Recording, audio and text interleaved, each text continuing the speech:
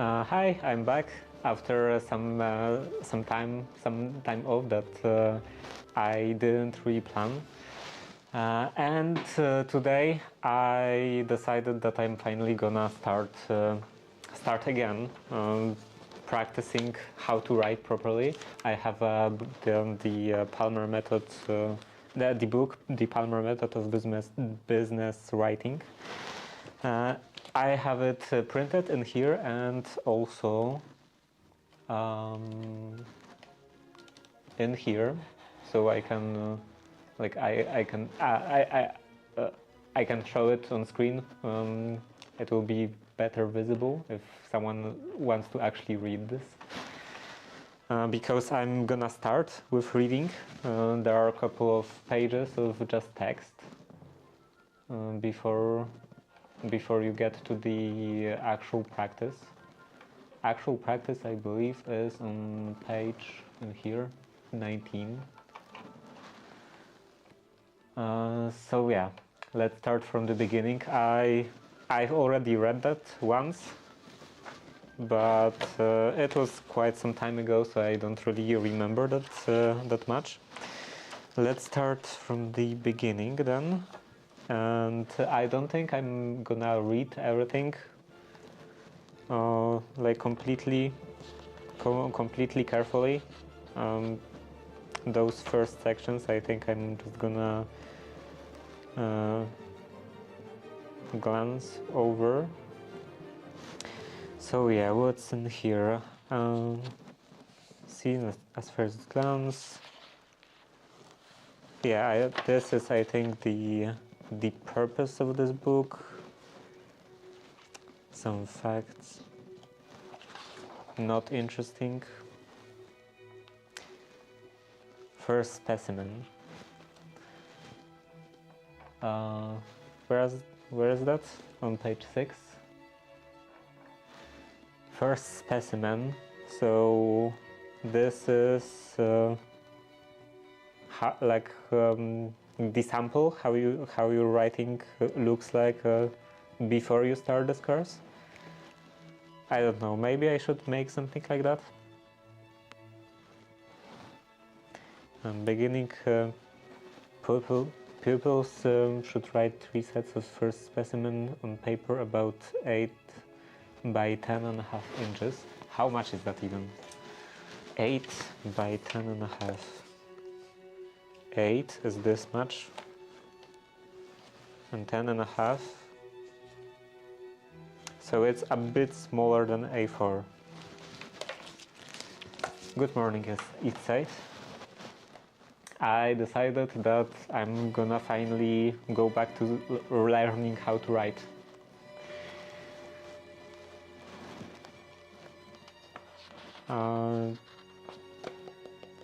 Yeah, what am I supposed to write in here?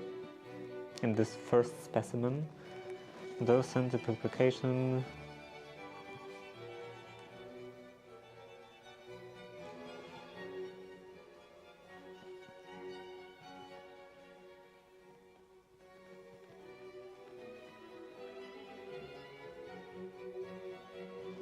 I don't know. I don't feel like writing this. Okay, clothing for the right arm.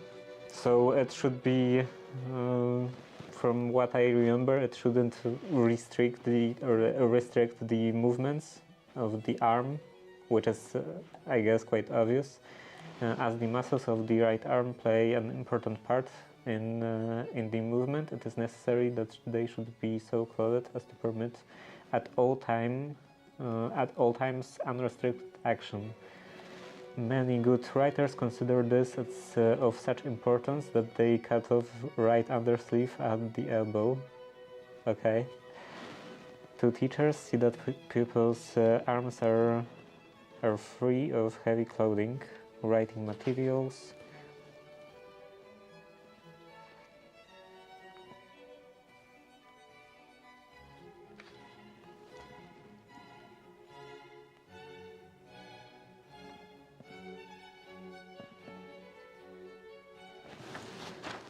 Okay, lesson 1.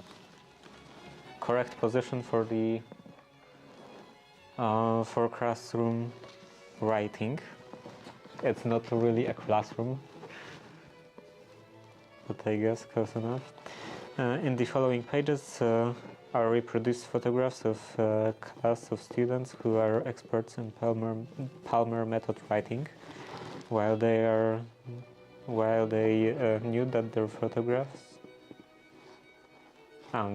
their photographs were to be taken, and they did not change their everyday penmanship position in the least particular. It was not necessary because they had all acquired the habit of sitting in positions that are comfortable and which at the same time permit muscular freedom and control. In elementary schools and cities, space is so limited that the use of tables or desks large enough to permit the square front position is usually impossible. The desks are too small for the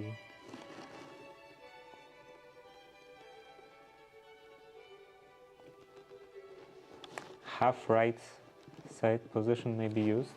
Are there any pictures of that? No? This is the only picture, only illustrations, only illustration of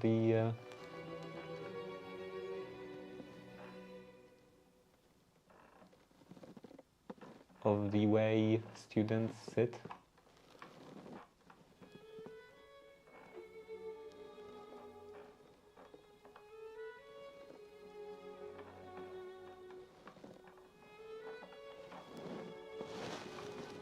Okay, back to lesson 1. What else? The half right side position may be used. Study these pictures closely, it will pay. In the first picture, notice that the right elbow rests on or near the lower right corner of the desk. Okay. I don't really have that much freedom in here when it comes to sitting near the corner or stuff like that, because I can't really move my chair that close. Like in here, because of this armrest, I can't move any closer to the desk unless I like twist the chair a bit, which I guess I could do. I will think about the way I want to sit in here. Still. Okay, what else? Occasionally modified. As example, a very fast boy or girl may find it necessary to let the right arm rest over the desk a little further. A good rule to follow in finding correct position of the right arm. Good rule to follow in finding the correct position of the right arm on the desk for writing is as follows. Place the body at the desk in the correct square front position. Raise the entire arm a few inches and withdraw the control. Let it drop. And I think it is actually illustrated in here.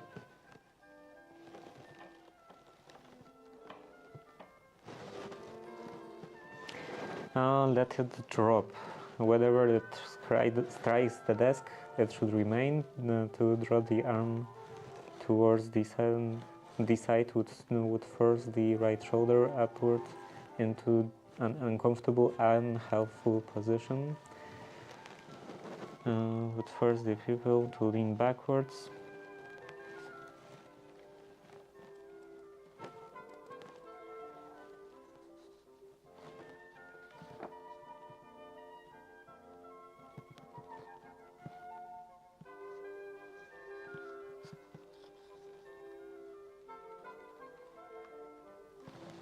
Okay. So this is the illustration.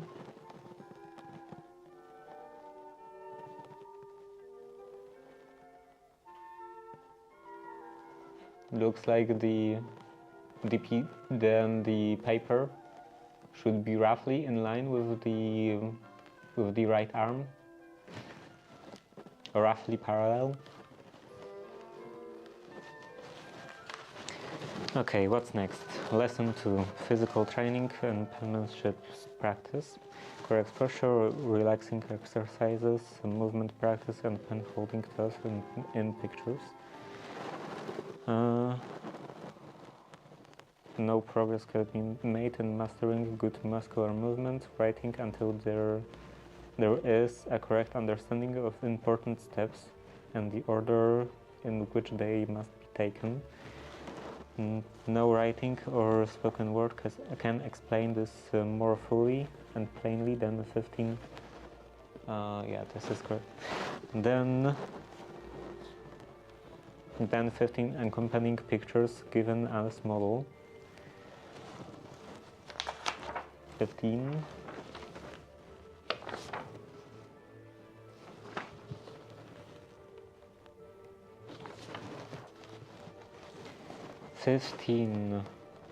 Where was that?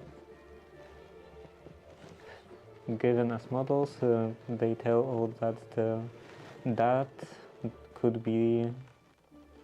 They tell all that could be told about the important beginning steps. They should be studied with thoroughness now and often during practice periods. Step 1, illustration 4, position set with arms hanging.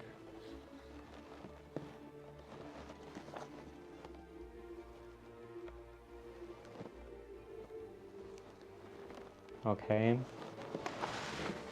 Notice the closed fingers making a fist.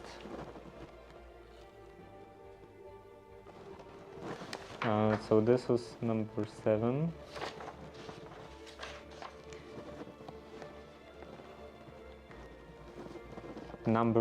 Step 4, number 7, picture number 7 in here, this one. Learn to run the writing machine. Notice here. Notice the closed fingers making a fist and the absorbed interest with which this boy studies his arm near the elbow. The arm is the machine, and the engine that moves it is above the elbow.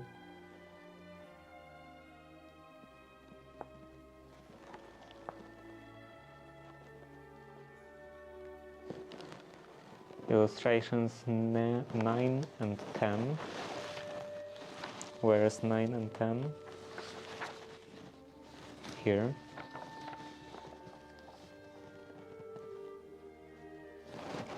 So these are the points of contact with the table. Should be near the elbow.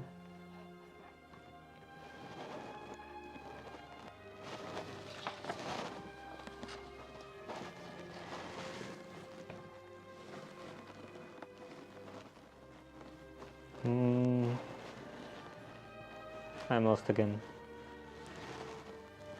Muscular movements. See, where was that? At all times, carefully study. Okay, 9 and 10 at this point will be helpful. The arrow points to the main rest, which should always be the larger part of the forearm near the elbow. In writing, the wrist and side of the hand should never touch the paper.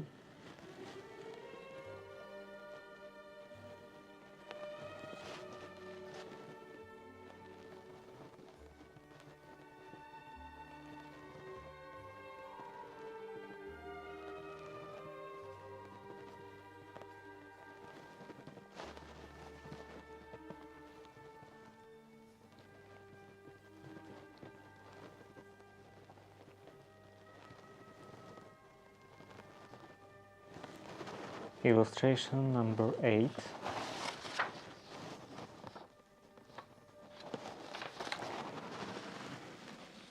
Illustration number 8 is worthy of close study and imitation. The boy was looking at some objects at the distance.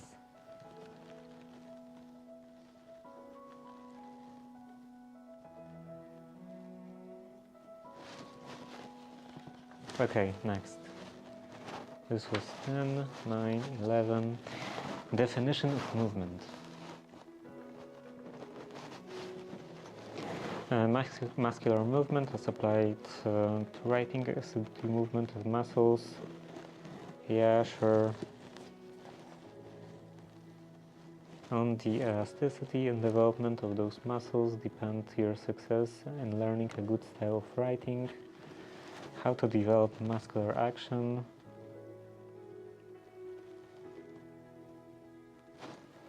Number 9. So this is number 9. Place your arm on the desk.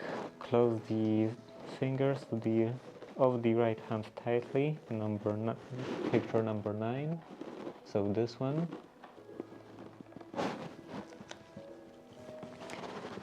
Picture number 9. See how far you can move hand forward and backward without slipping the sleeve or without any motion of the wrist or fingers. Can you move that hand through the space in a sufficient distance to make any capital?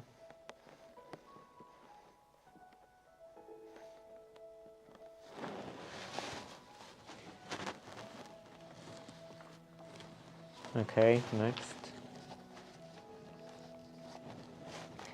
On page 14.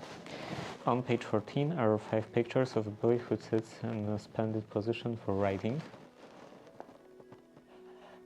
So these.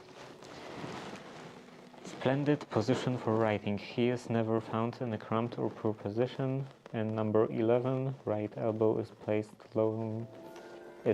on the lower right corner. Number 11, so first one. Lower right corner, the arm may be lowered until it rests in writing position.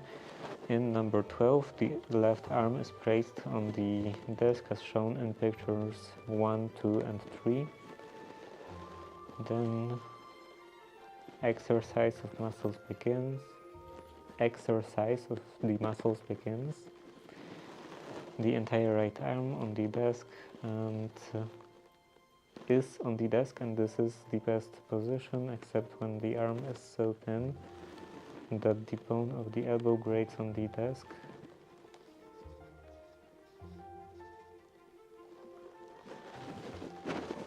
I think my arm is so thin. Then the elbow may be extended off the desk enough to relieve discomfort. Okay, again, the entire right arm is on the desk.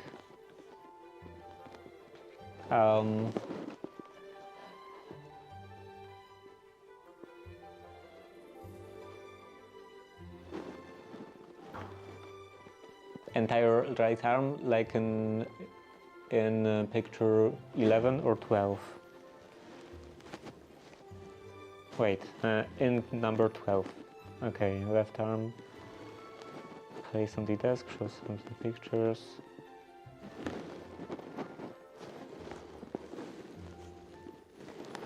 Then the elbow may be extended off the desk enough to relieve discomfort. In no case it would be necessary to extend the elbow more than an inch, and no one pupil in 100 will need to take advantage of this exception to the rule that the entire right arm should be on the desk. And number 13, make a special study of the upper part of the pen holder. Number 13, upper part of the pen holder. It does not point toward the right shoulder and never will, as the armrests are allowed to retain natural position, providing pupil and the desk are fitted to each other. In number 14, again, study the right arm. The right arm, in particular, notice its distance from the right side, and also look at the position of the pen holder as inside.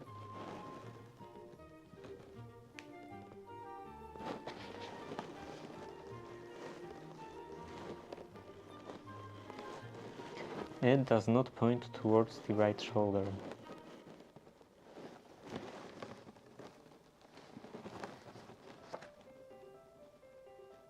It's honestly quite hard to see that it doesn't point toward the right shoulder. I guess it is pointing outside.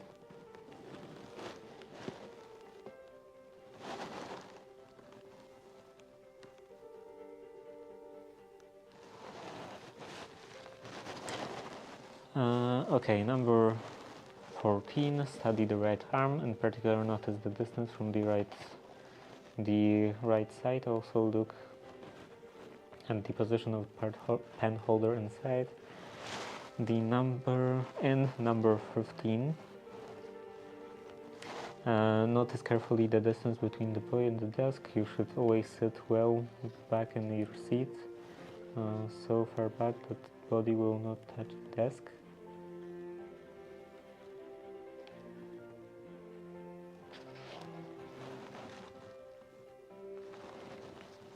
Okay.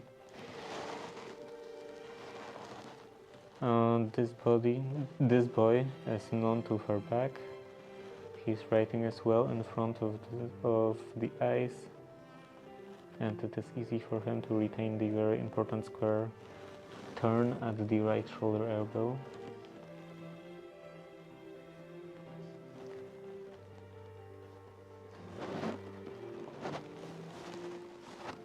Square turn at the right shoulder at the right elbow. There's no shoulder in here. So I guess it should be the right angle at the elbow. You should follow his good example in matter of position, and if practiced faithfully, you soon become expert penman. 14. Number 16 shows the position in which maybe good business penmen carry the pen when writing. So next to it is number 16.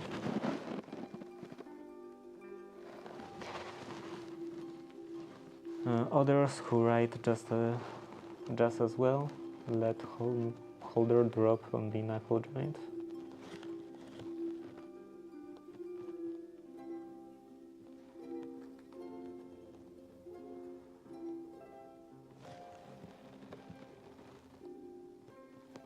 (24 and 25, page 16).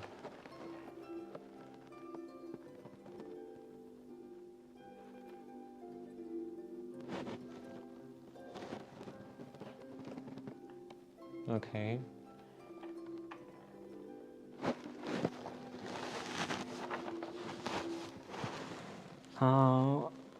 What's next?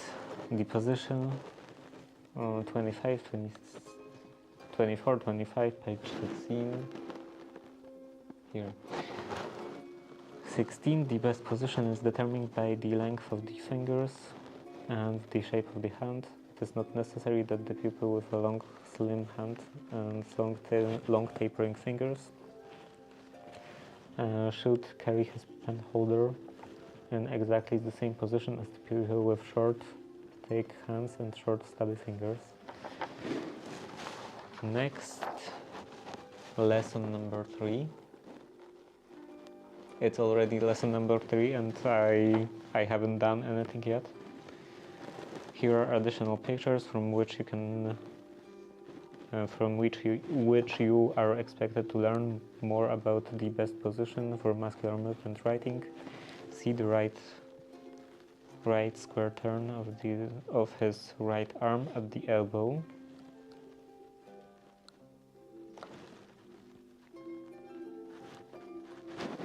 Which pictures we are talking about? Like these ones or on top?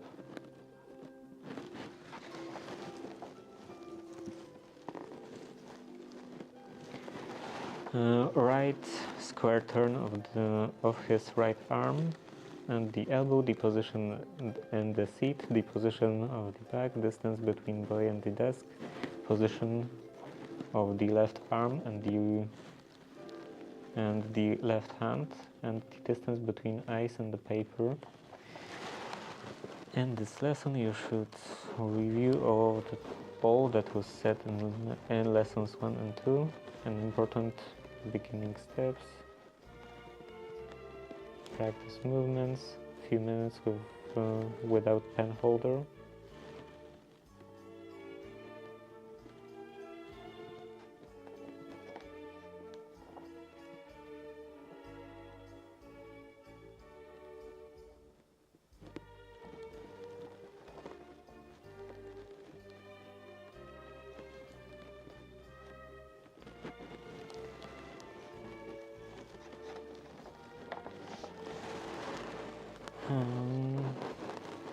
Without touching the pen to the paper, still watching the arm closely, giving more attention to the correct position and the movement than anything else.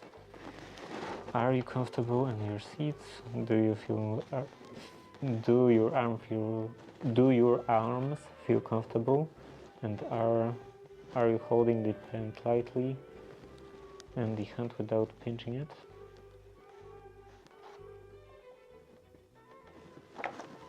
Okay, page number 16. Hand and fingers, hand, finger and pen holder studies. Study closely the illustrations on this page.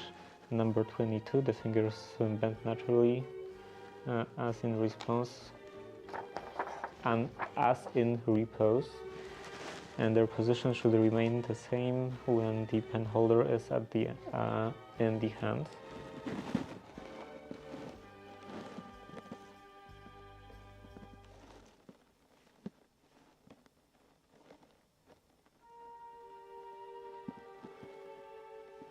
Okay.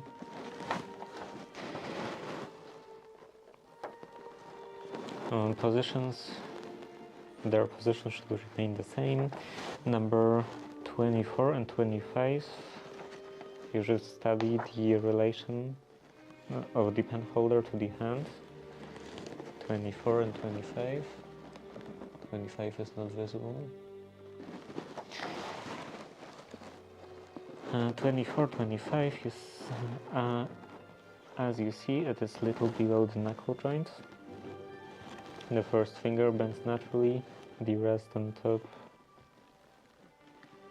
and rests on top of the pen holder, about an inch from the point of pen.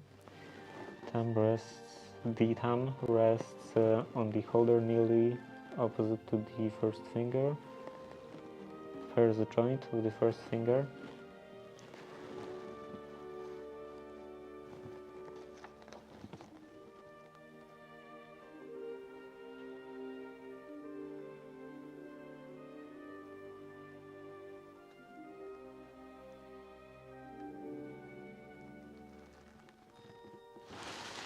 Okay, next. 17.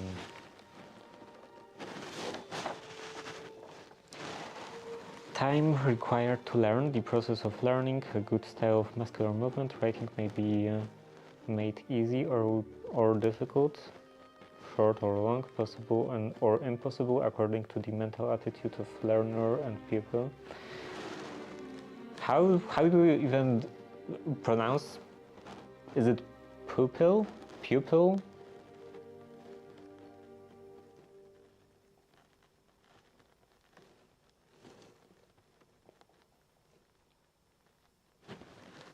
I don't think I ever actually heard that.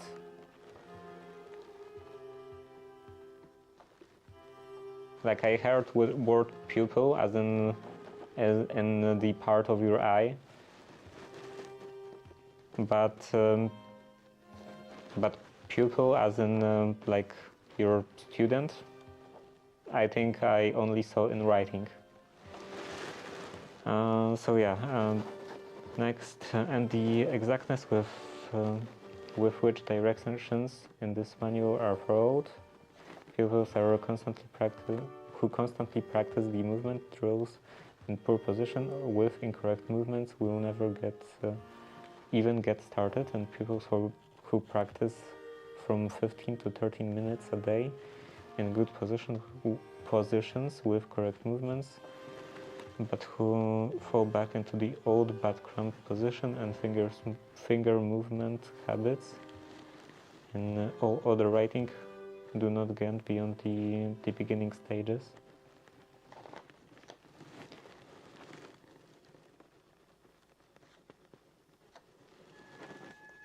What if I do not really do any other writing?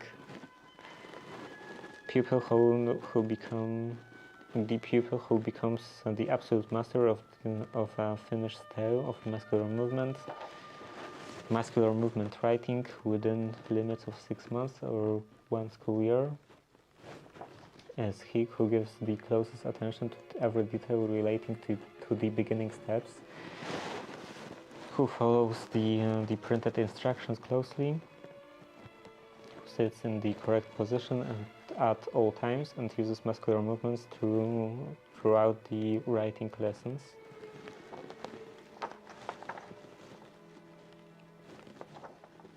Okay, so if you do not sit properly, you will fail.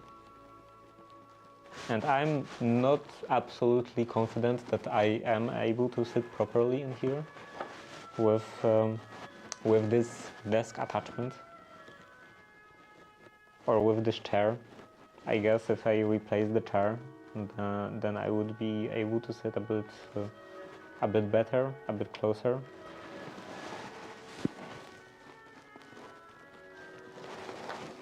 Okay, next.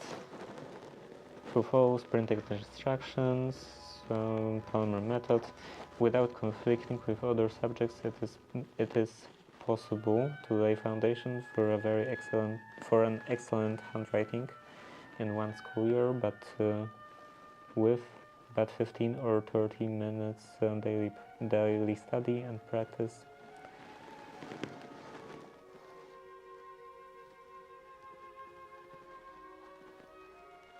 As progress is made and the use of muscular movement can be permanently established, the boy becomes an expert ball player by playing ball. At first he is awkward and uncertain, but as he studies the methods of those who have become experts and continues to practice, he takes on self-confidence.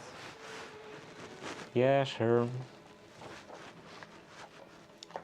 18.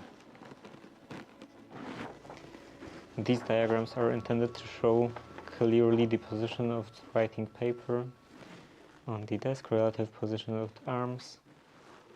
So it's not completely parallel. It is a bit of an angle. Looks like this line, the line D, is parallel to the edge of the paper. And then I think E is your line of sight.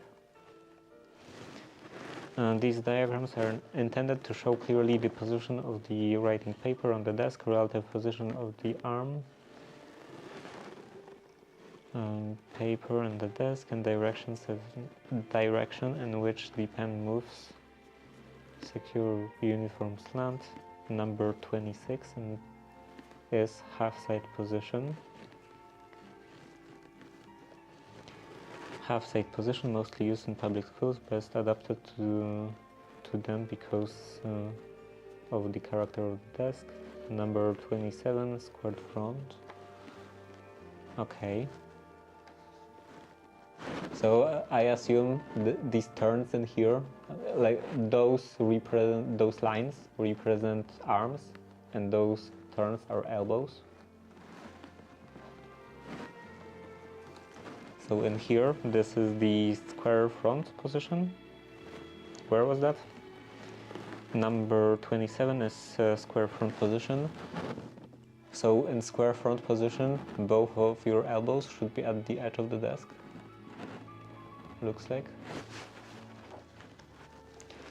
In both diagrams, A represents the square turn.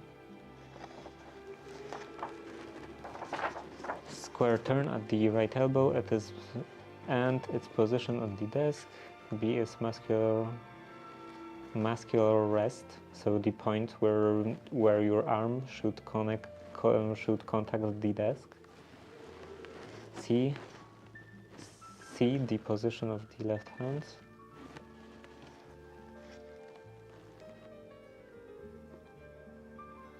D, the pen holder. Okay, so yeah, it is pointing outside in relation to the shoulder, because shoulder would be somewhere in here. EE, imaginary line between, so yeah, EE is line of sight. Travel upward and downward strokes.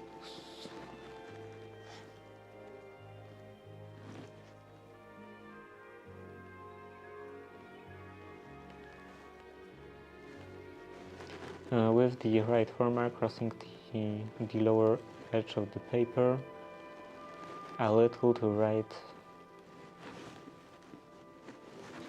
Lower edge of the paper, a little to right of the center of the pen should be progress 1/4 or 1/3 of the distance across the sheet of paper, 8 inches wide before the position of the paper is changed.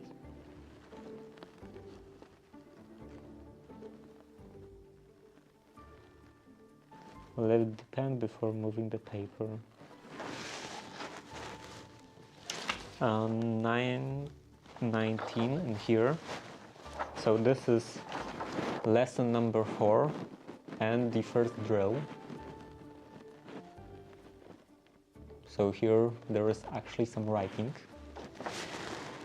or I guess writing practice, because those are not really letters. Now the serious work of using and applying the correct movement begins. Before attempting to make any part of the drill 1, review lessons 1, 2, and 3. Give closest possible attention to position. Okay, it continues on this side. And the 2 position, muscular relaxation and pen holding. Don't practice before you know how. With the left hand, move the paper to the left 3 times at equal intervals. Okay. Letting the distance between 2 and 3 lines.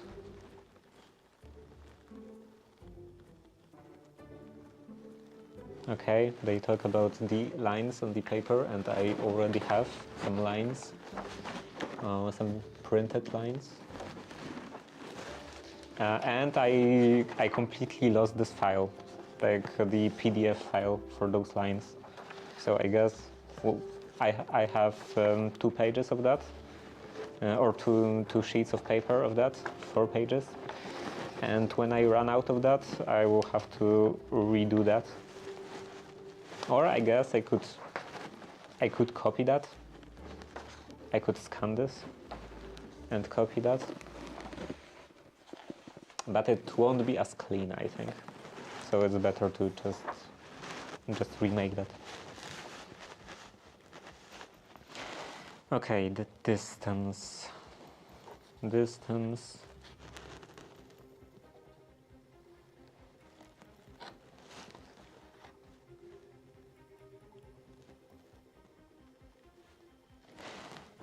should be something about speed on the next page.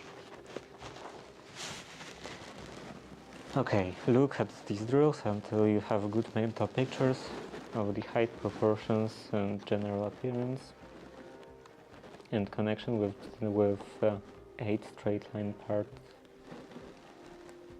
In connection with the straight line part of the drill, study closely diagram 26 and 27 on page 17.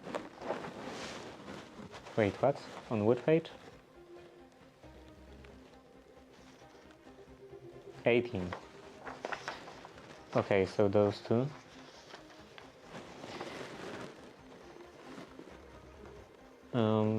Page 18, there is no value at the straight line exercise unless practice with the forward and backward motion.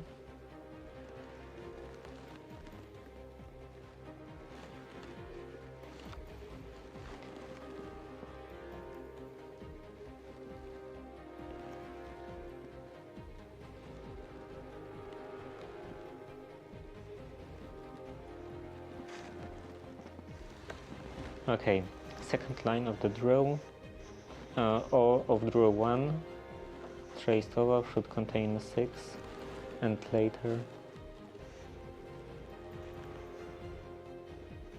the traced oval should first contain 6 and later, as later movements is developed, 10 revolutions.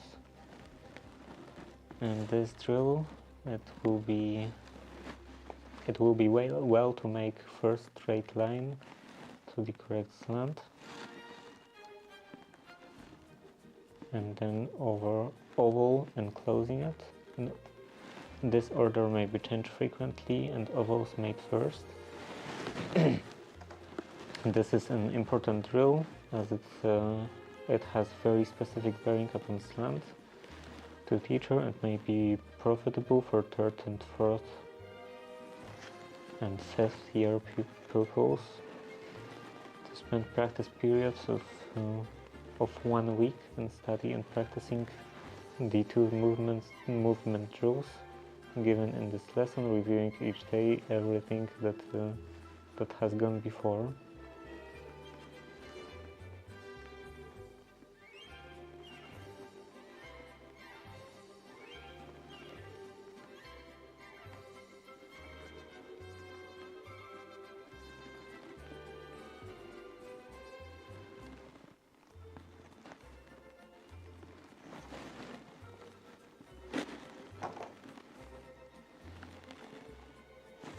What does it mean? Profitable for third, fourth, and fifth year pupils? Like fifth year, like 5 years old, or fifth year of school?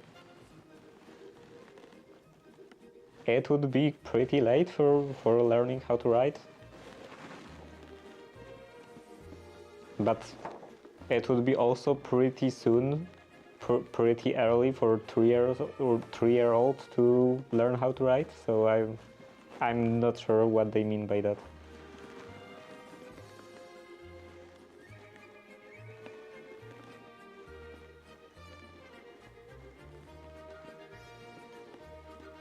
I guess it was kind of just invented, so maybe it was meant to be like practiced by many different by many different classes.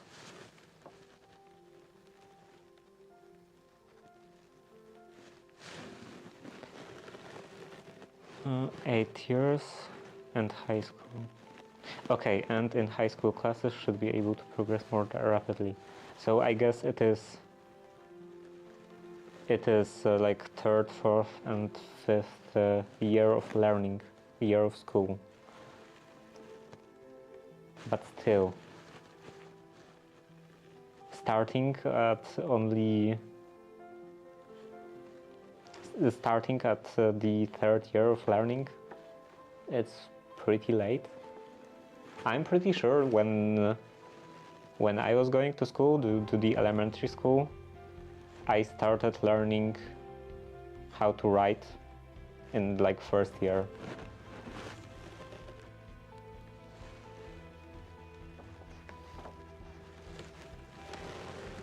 Okay, 6, 7, 8.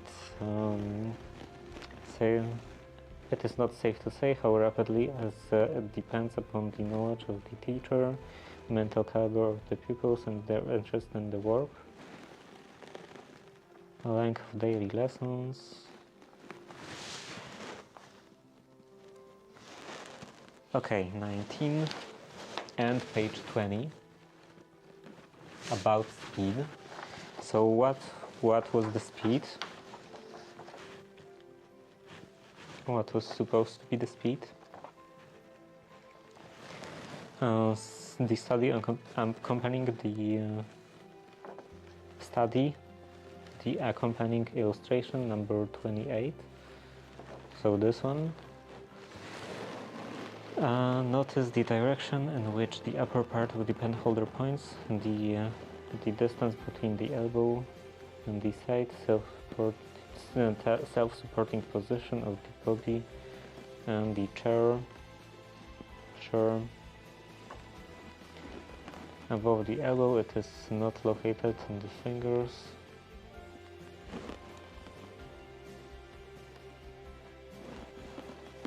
Do not forget that the force that moves the hand carries the pen without bending the fingers is above the elbow. It is not located in the fingers, hands, wrist or forearm.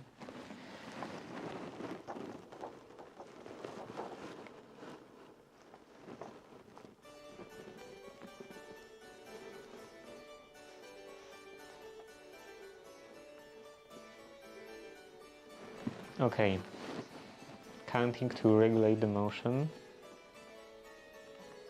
I remember that when I was doing this the first attempt at learning how to do that, I installed the metronome on my phone, the metronome app. Where is that? Here.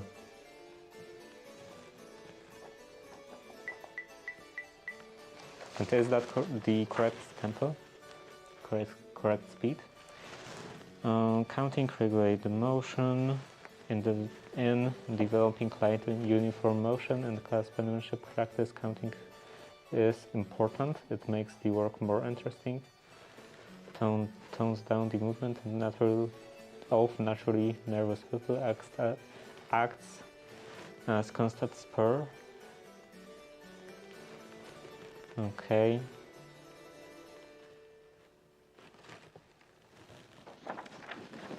About speed. Speed is so important in the development of good writing that it should receive close attention in practice work until correct speed has become a habit. Too much speed is just as bad as too little. Correct speed versus light, firm line.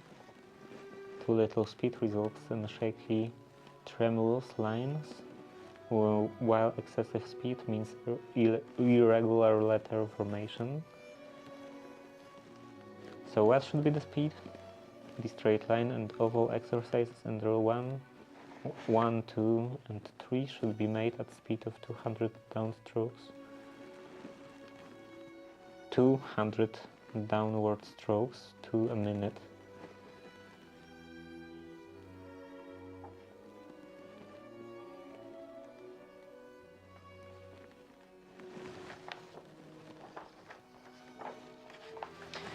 $200 downward strokes a minute.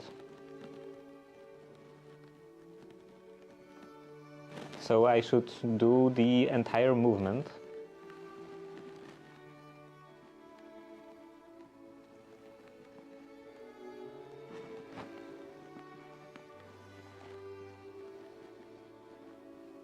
Yeah,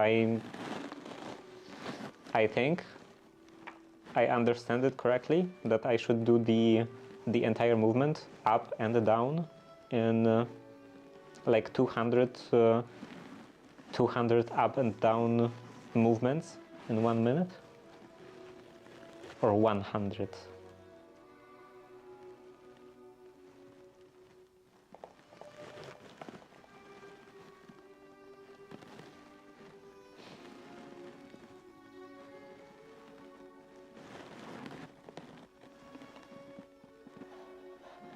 Oh, here. Straight line and oval exercise and drill 1, 2 and 3 should be made at speed of 200 downstrokes to a minute. So yeah, you should do 200 downstrokes in a minute, so like actually the entire movement.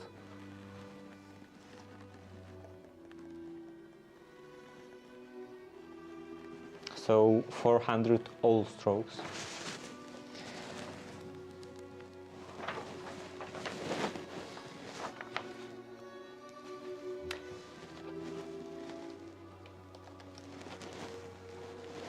And let's start with actually some practice.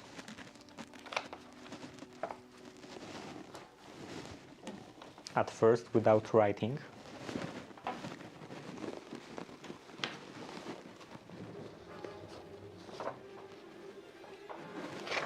And just analyzing the position. Okay, the pen.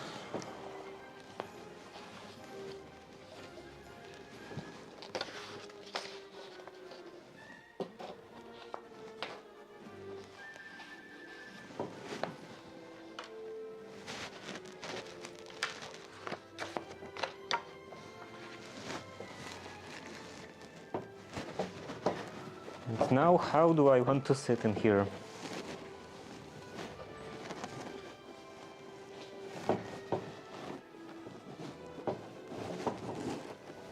This is the closest I can move to the desk in here.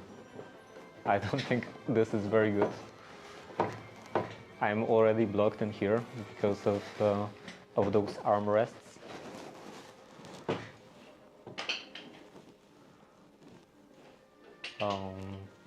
Like this.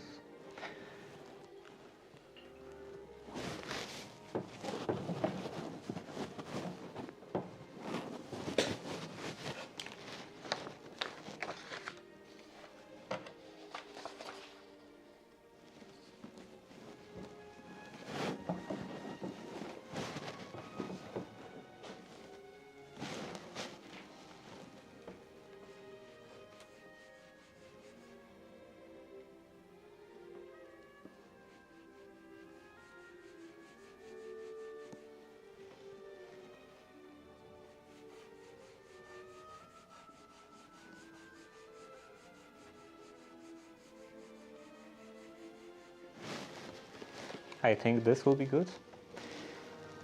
So I'm going for this position. The, how is it called? Half side position.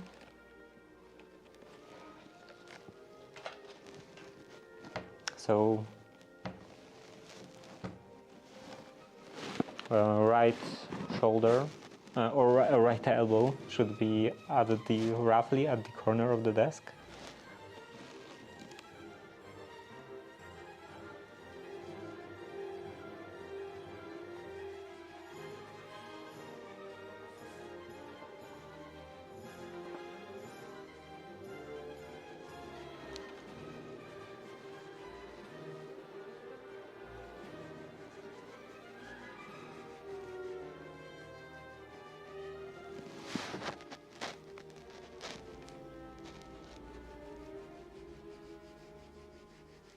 I think I do actually have to go off the desk.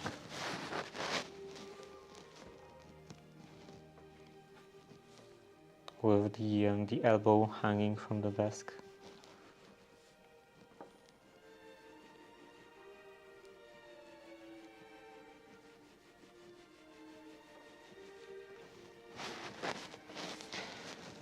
Okay, do I have any ink in here? I wasn't using it for a while. There should be some ink.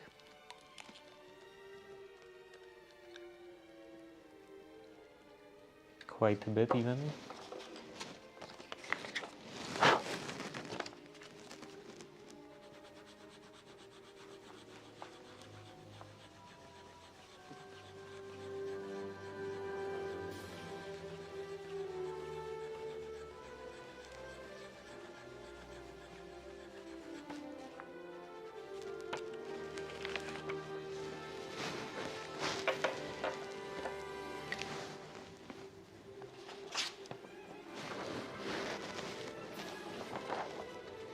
Okay, let's review again everything.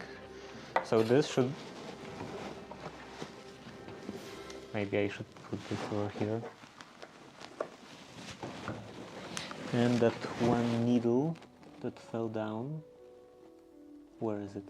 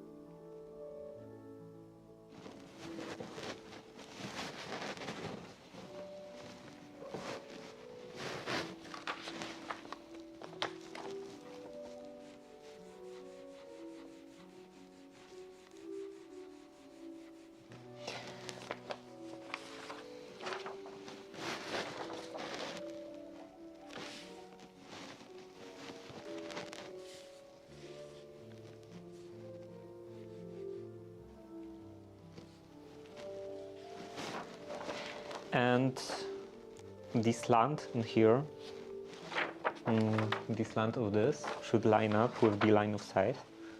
So it should line up with my eyes, something like this.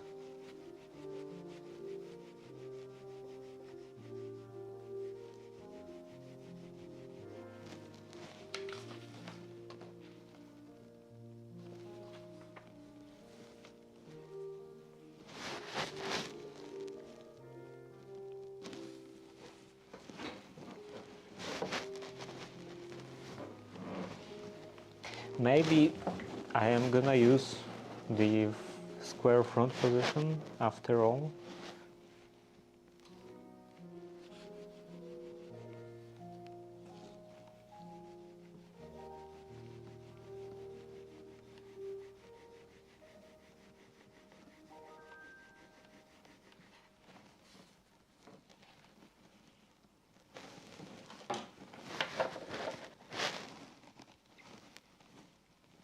Okay, let's start actually writing. Actual practice.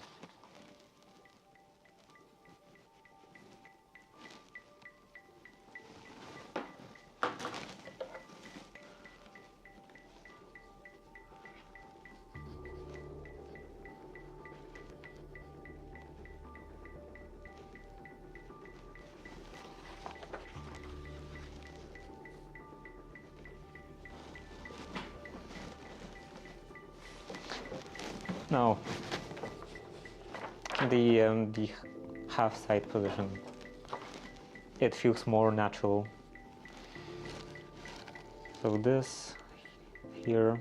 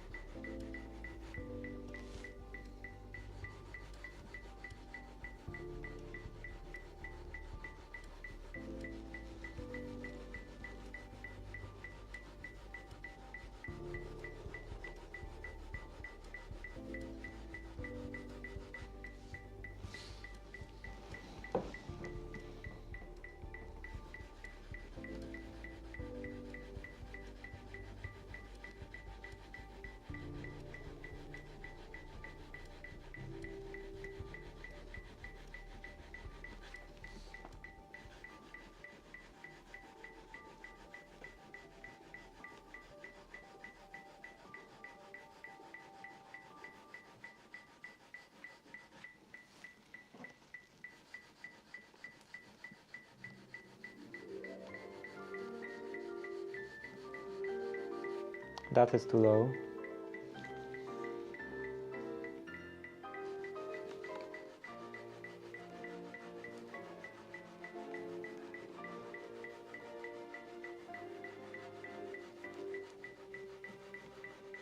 And also I am touching the paper with my fingers, which I shouldn't do, I'm pretty sure.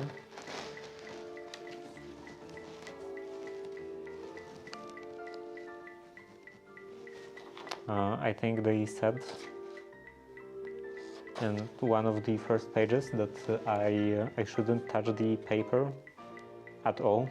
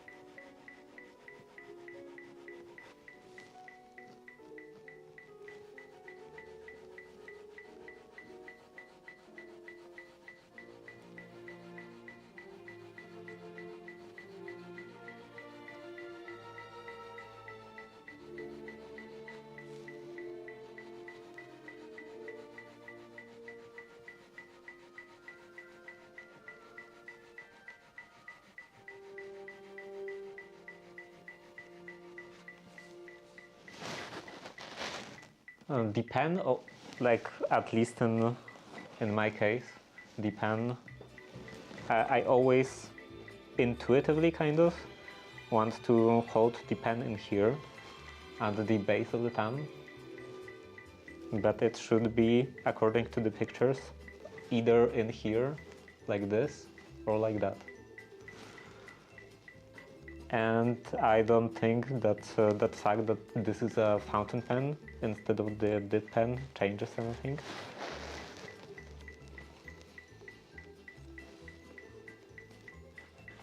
Pretty sure the angle should be the same.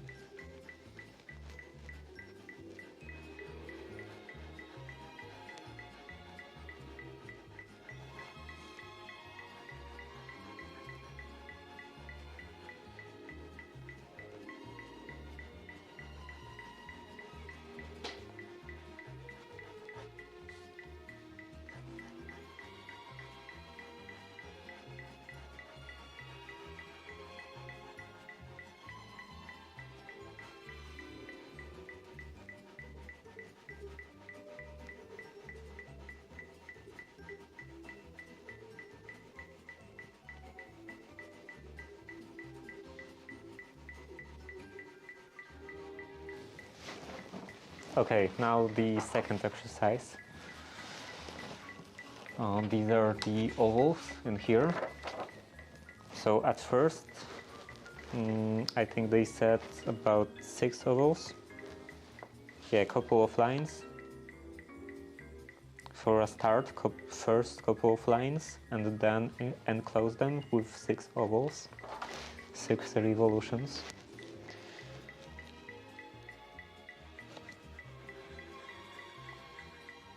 I wasn't counting.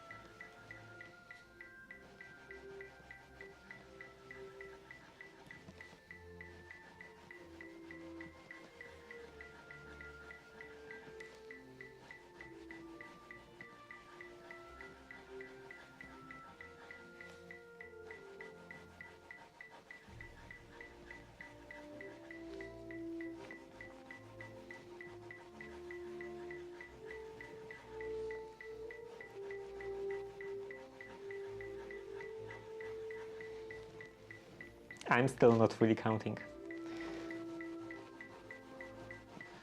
2, 3, 4, 5, 6. 1, 2, 3, 4, 5, 6. They look quite horrible. Like couple are fairly consistent, kind of consistent, like in here, for example. But most are all over the place.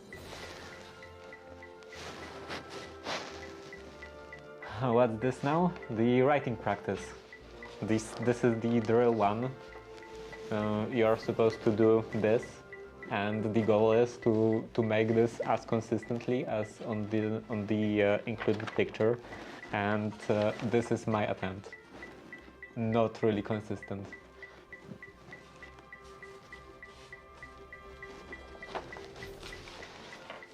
And it should be done on speed of 200 downstrokes per minute. So I don't know. This I have a metronome in here.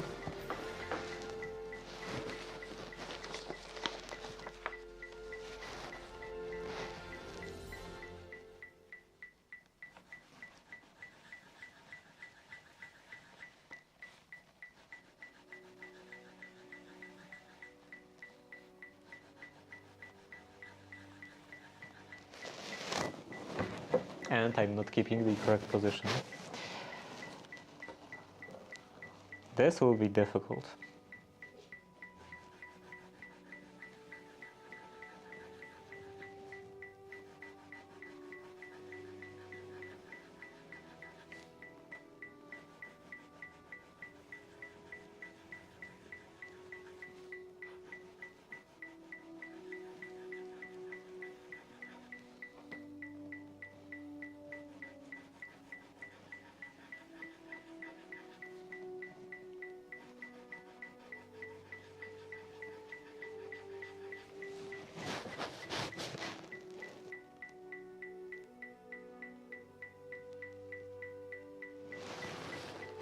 That's how fast you should be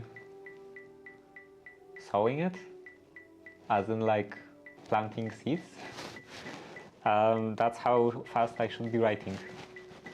According to this, this should be done at 200 downward strokes per minute.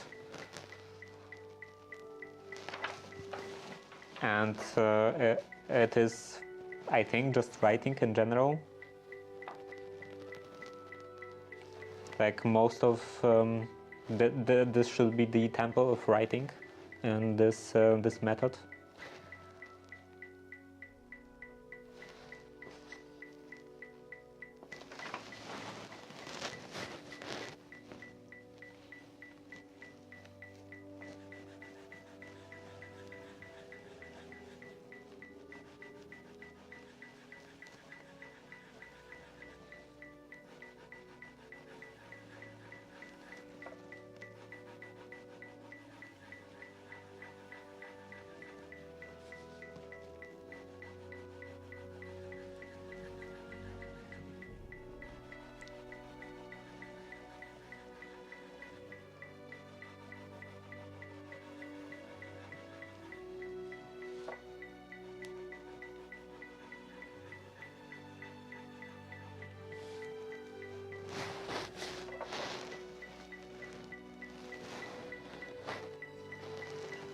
Sewing it? I still don't understand. I'm not sewing anything in here. That's how fast I should be writing. Okay, let's do this again.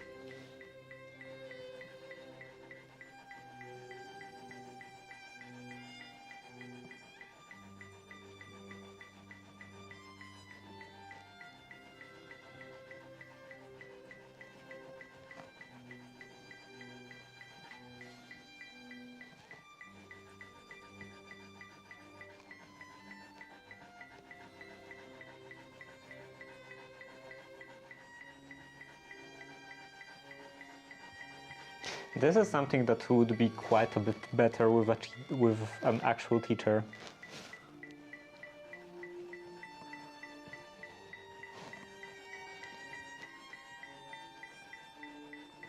One that could observe and point out that I'm sitting wrong, I'm holding the pen wrong, and I'm doing everything wrong. Because otherwise I have to just figure all that stuff myself. What I'm doing wrong, what I'm doing correctly.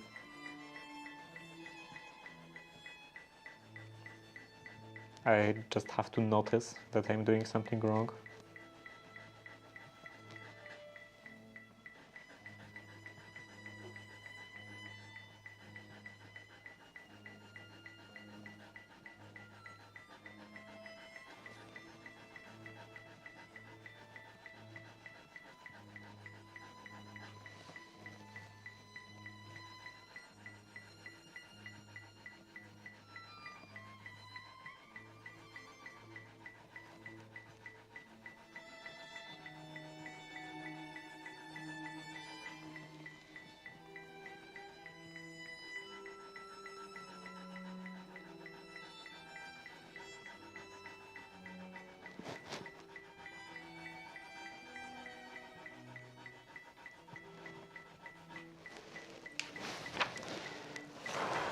Now the next page. I think I will do 2 pages.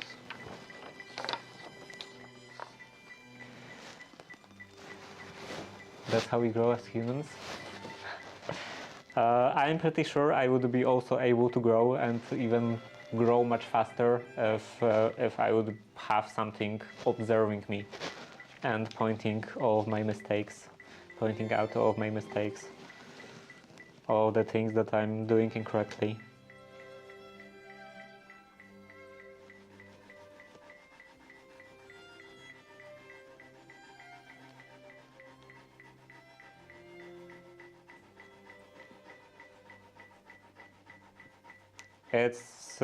It's like with sports. When you are doing some kind of sports, it's better to have a coach.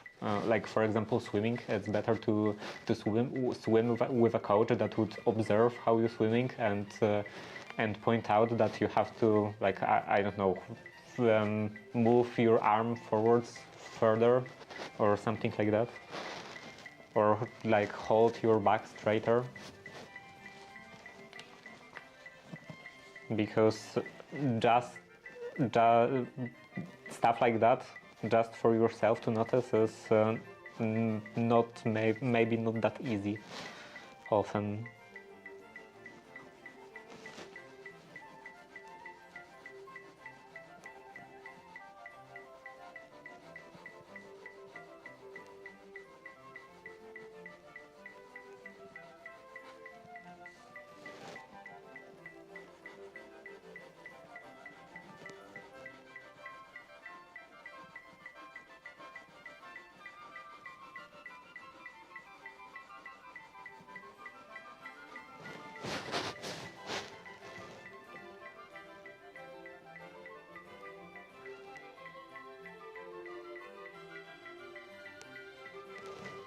You got 5 here, 5 coaches. We can point out for you. It's wrong. I know it's wrong. Do it better. Does that work? Yeah, I think I understand everything now. Thank you for your help.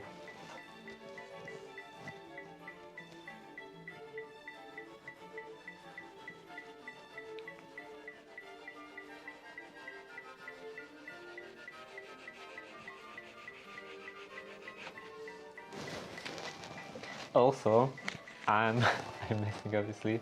Yeah, obviously. And also, I think for that to work, I would have to have the camera much further away, because my position is fairly important, even very important, and you don't really see my position. You can only see like part of my chest, and that's it.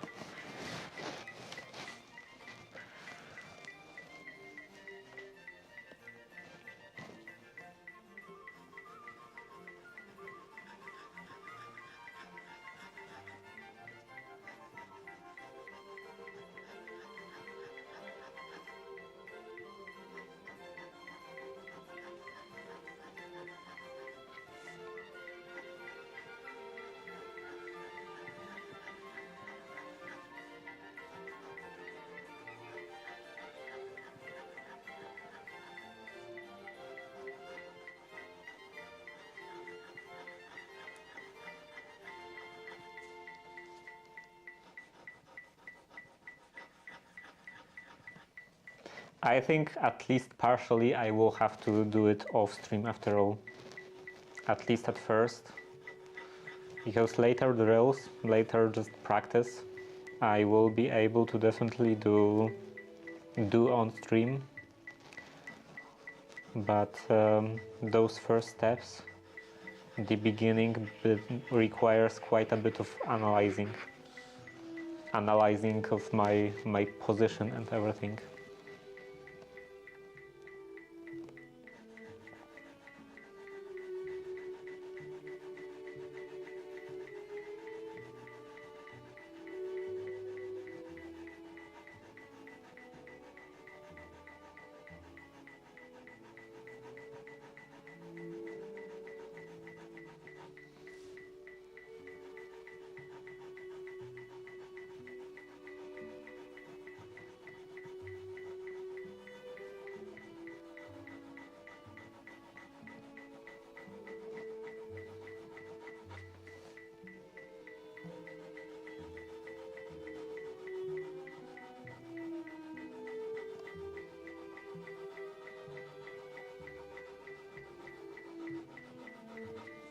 Also, I'm not sure if the chair shouldn't actually be a bit lower. Maybe like this.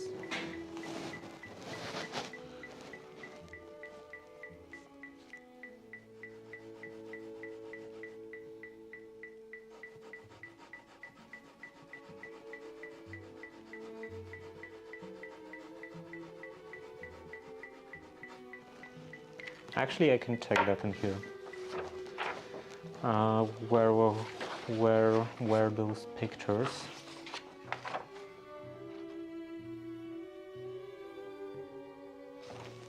Okay, so arms directed slightly forward. I guess that's like kind of 45 degrees. And I'm pretty sure this would be the bottom of the rib cage in here.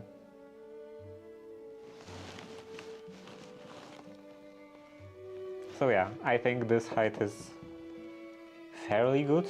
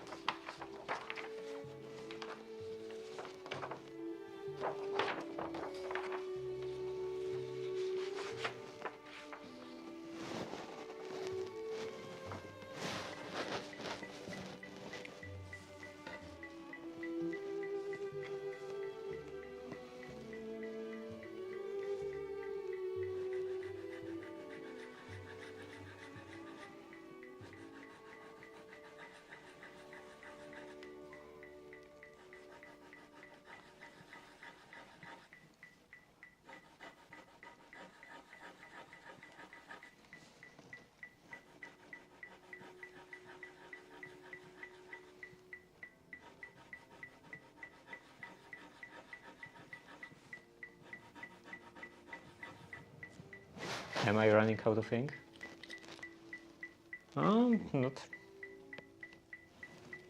Not really, but kind of.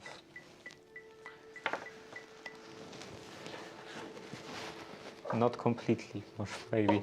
Not completely, but slowly. Slowly running out. And I'm also actually running out in this bottle of ink.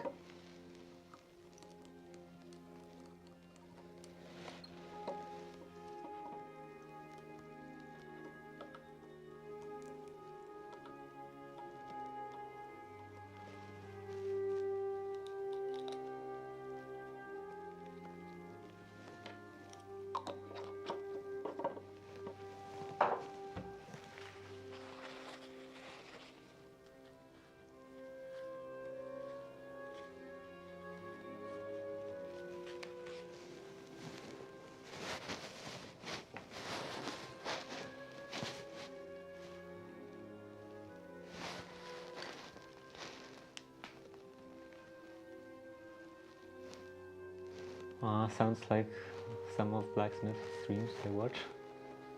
I have to finally start learning some blacksmithing. I think it would be our requirement for the next year, for next winter, because the heating in here is not very good. So especially for like holiday season, for all of the Christmas and stuff, when my father is not working at the garage, I don't have like the central heating is not on, and the temperature in here is dropping quite low, and the AC is not enough to keep this place hot, to keep this place warm. So I was thinking that next year around Christmas I would like to have the blacksmithing setup ready for doing some actual blacksmithing, and then I would be able to heat this place up with the forge, because I heard that the gas-powered forge, because that's the one I want to make. I'm pretty sure I will actually make my own forge. The gas-powered forge puts out quite a bit of heat into the workshop. So in this case, when I won't have any other heating, it will be actually an advantage. It will be a very desirable effect.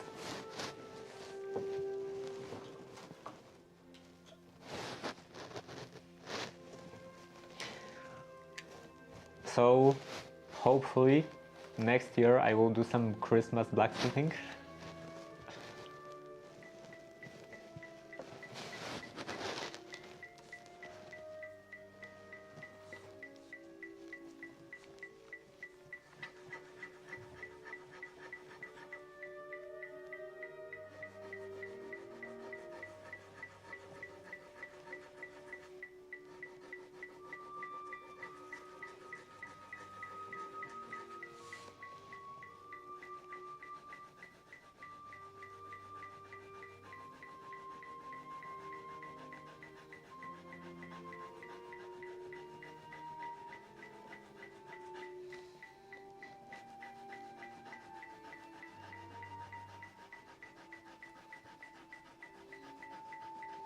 I'm out of phase with this metronome.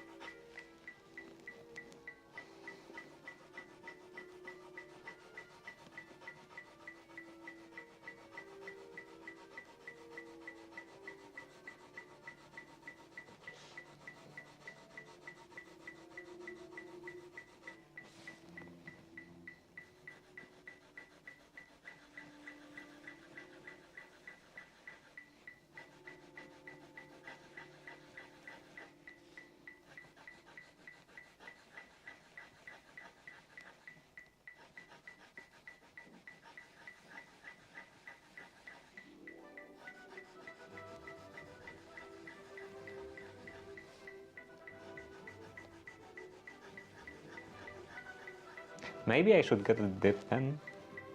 How expensive are they?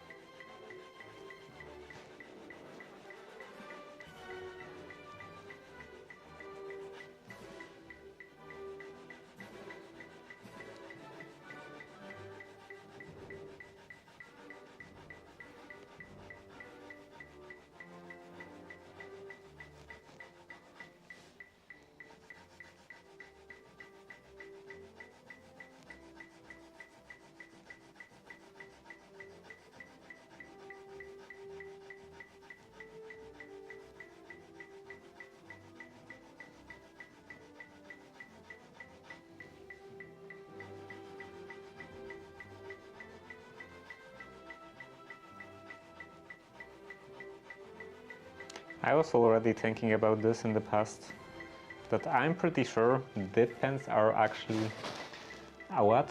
At the okay, ads are going on. So I will wait a bit. There are a few good smiths on Twitch. You can talk to. I don't want to talk to anyone. Get idea of tools you need to. I do. Okay, like I will wait still. Another line.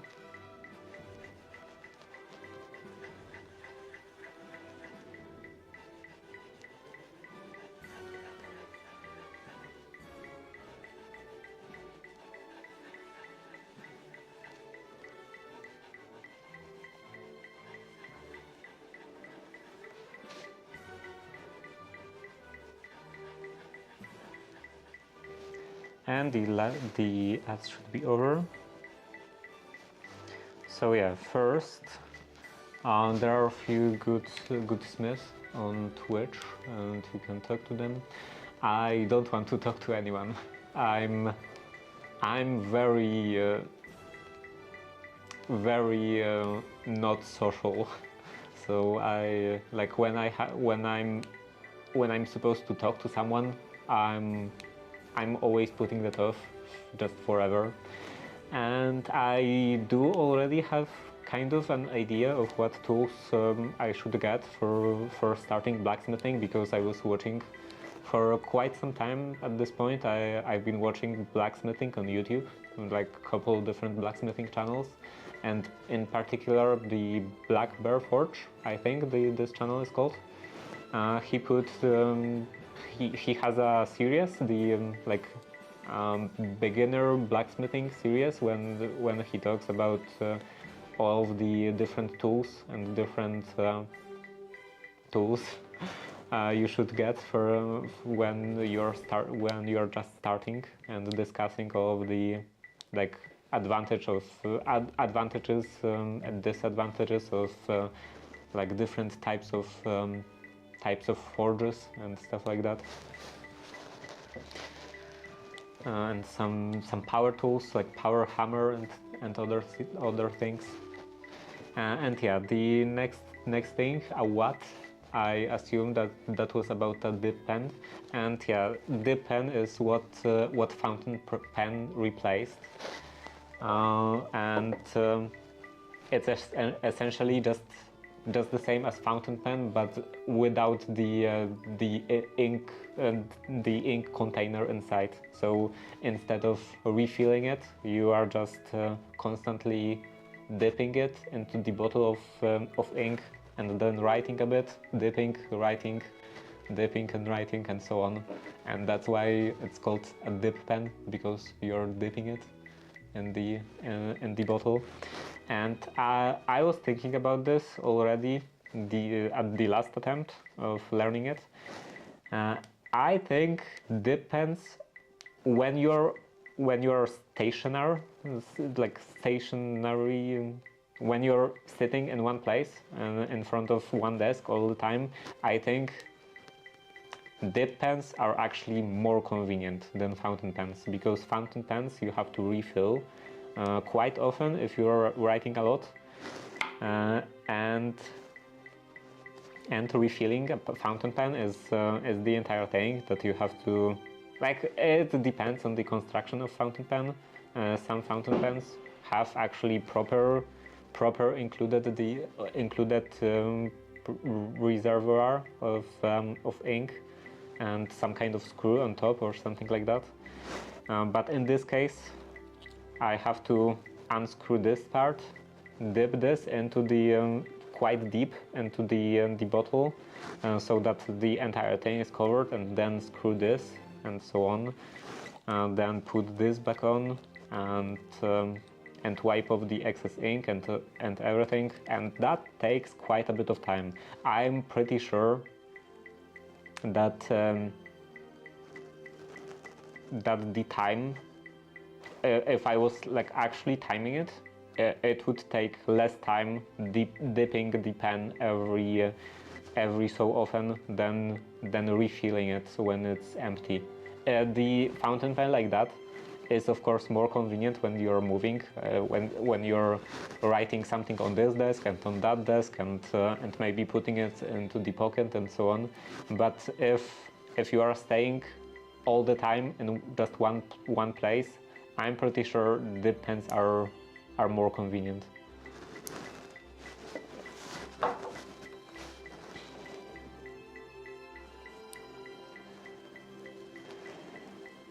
I know I don't mean to talk like conversation, just questions to ask to get the right tools. It's I know that I know that you don't talk about like actual full conversation, but even just asking questions is too much for me. I've been watching Twitch for quite a few years, for like, I don't know, 15 years, and I wrote maybe 10 messages in chat, in all of the chats for those 10-15 years. Like about 10 messages ever. So like even talking to people like that, just sending some kind of message in chat is already too much for me.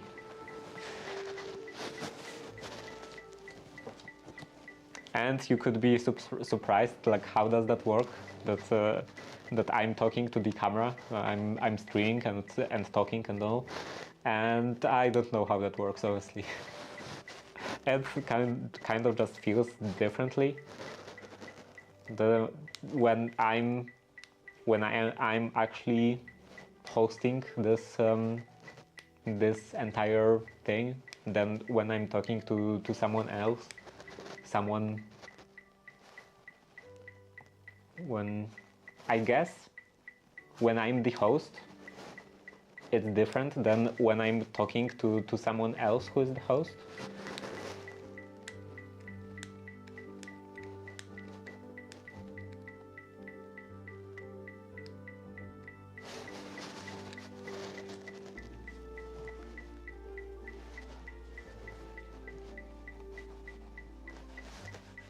It kind of feels, I don't know, maybe safer, because this is my space.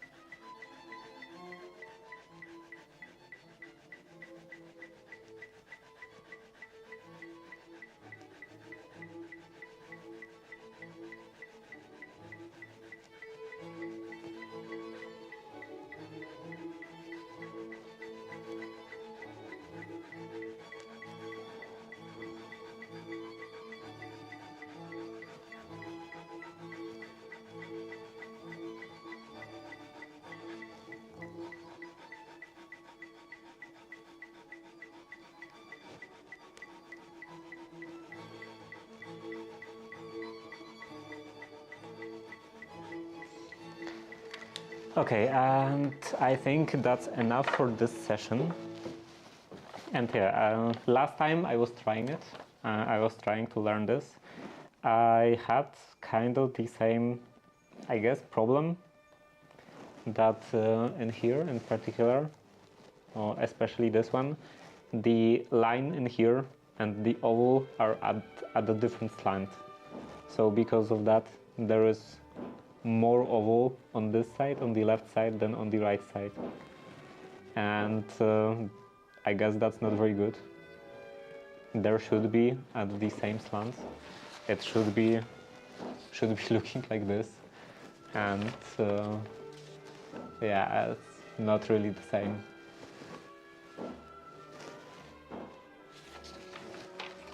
But maybe in the future I will actually achieve something at least resembling that in terms of neatness and consistency.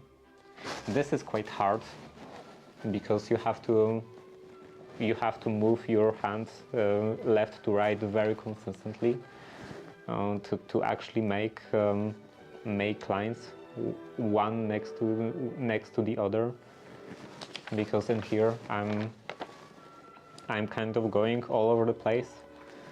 The spacing is not very consistent, and sometimes I'm actually going like here on this side, then on this side, and then I'm going back.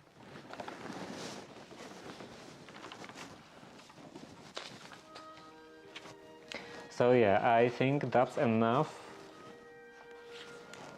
For now, I'm not sure if for today, because maybe I will still do some more practice after the stream when I'm home. But in this session, in the part on stream, that's enough. Let's put that over here.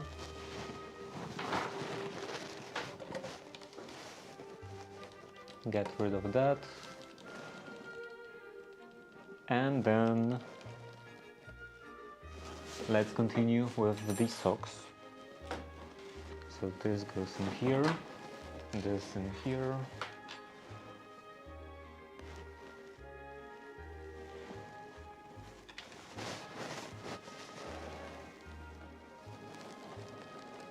Not perfect, but very good. I don't know. I don't think I would call that very good. I am pretty sure this is something that, like, I'm pretty sure that anyone can manage to do something like this. It's not a very high bar to make something like this.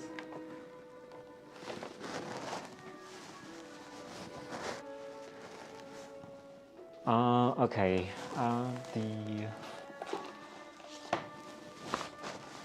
this is in here. And how did that work?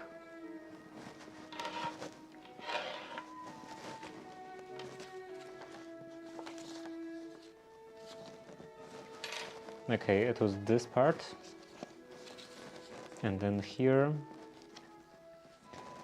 every 10 rows I'm dropping one pair of stitches, or I'm reducing one pair of stitches.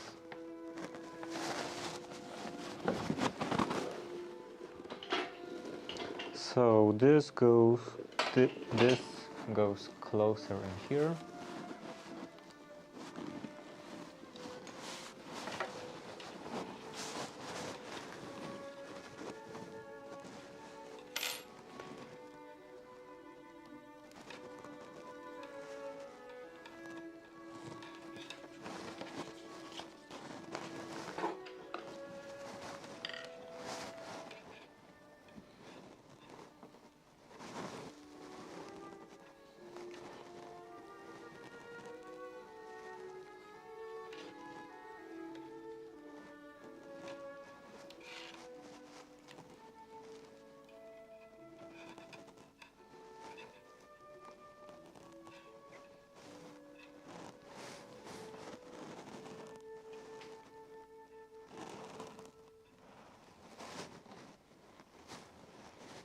You might be harder on yourself than I am on myself.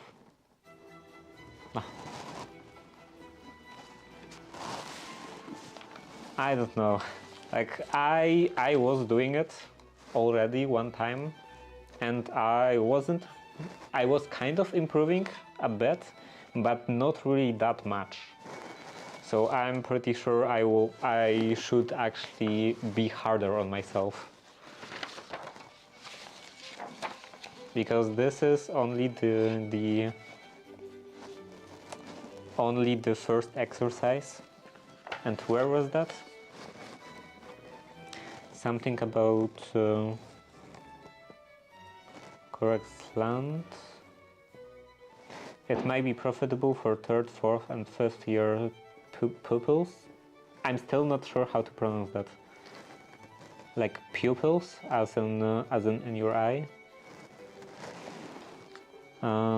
Fifth year pupils to spend the practice period of 1 week in studying and practicing the 2 movement drills given in this lesson.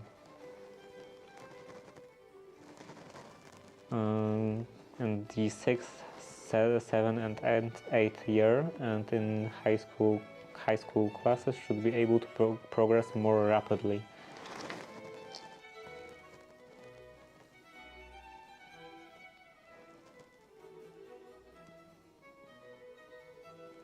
Spent practice period of 1 week in studying and practicing the 2 movements. So yeah, if you are very young, then you should do it for 1 week. And if you are older, you should be able to move more rapidly. And I am older than very young. Like I am older than like 10 years old. Quite a bit older than 10 years old. So I don't know. Like I don't think I will be able to improve that very much and in like couple of days, less than a week. Unless you are not really meant to improve that much. I mean, obviously, this is the end goal, but I'm not actually sure when you are supposed to achieve something like this. If this should be after like 1 year of learning, you should be able to do something like this, or if you should be able to do this neatly in like couple of weeks. I don't think they actually say that. I don't know if I can move on if my first drill looks like this.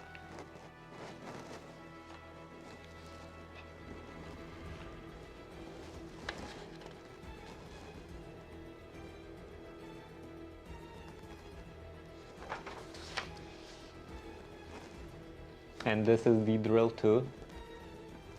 This is also super consistent.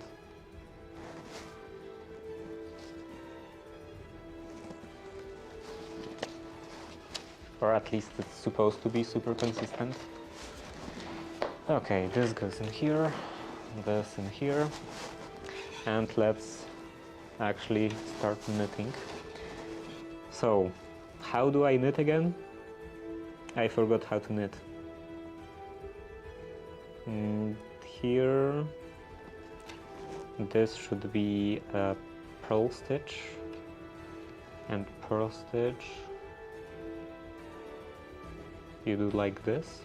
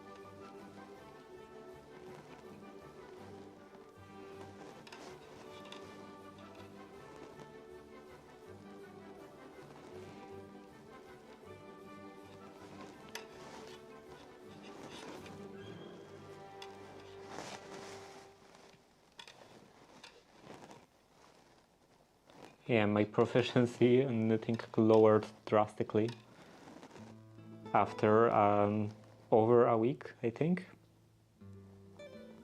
Yeah, over a week of not knitting.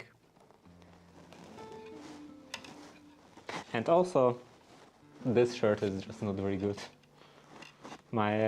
This needle constantly catches on my cuff.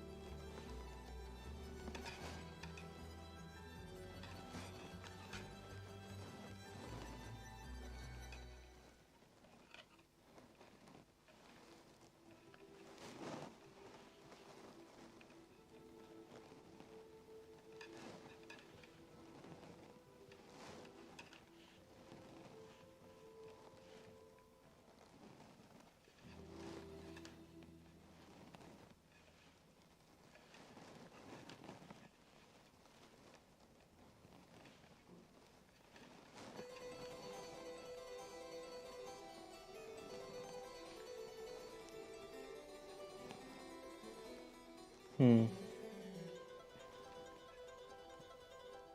I messed up again. This shouldn't be over.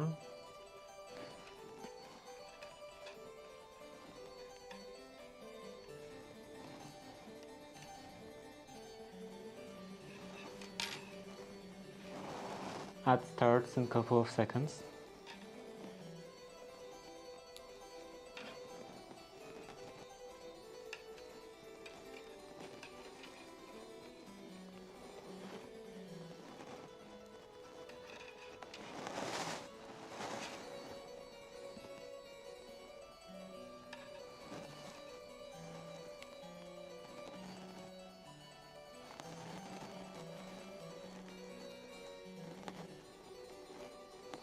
You can still hear fireworks going off from time to time.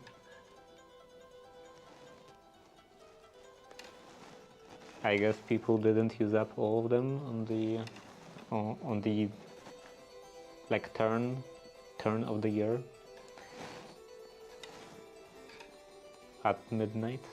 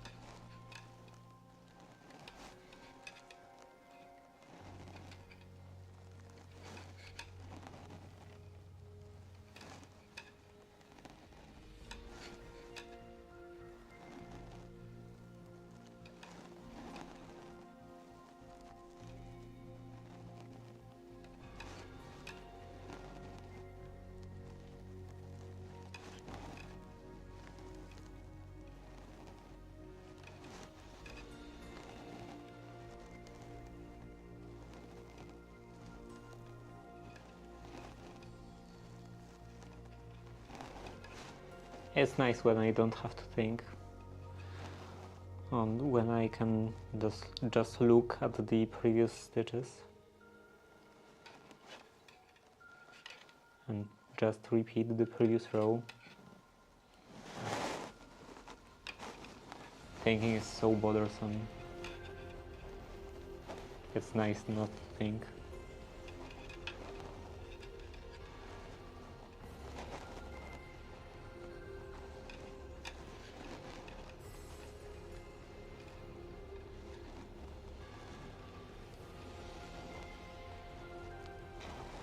But despite that, I was doing some thinking in past couple of days, and I came to the conclusion that I think I will go back to playing Minecraft at the end of the streams.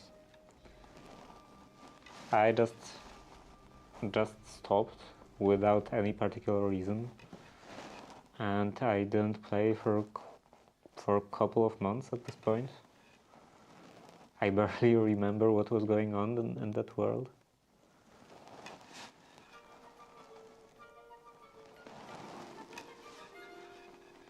But I think even today, at the end of the stream, I will go back. I will play some Minecraft again. Try to remember what was going on. I think I was making some factory with the create mode.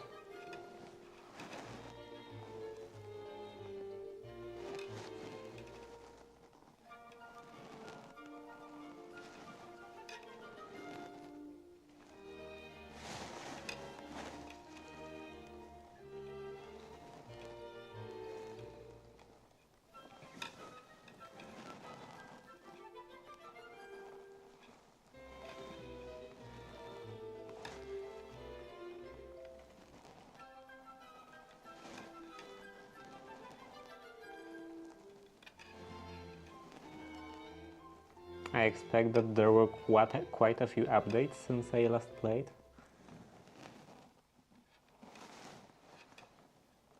And I also hope that that I won't have any trouble with like logging in and stuff like that. Hopefully I'm not even logged out.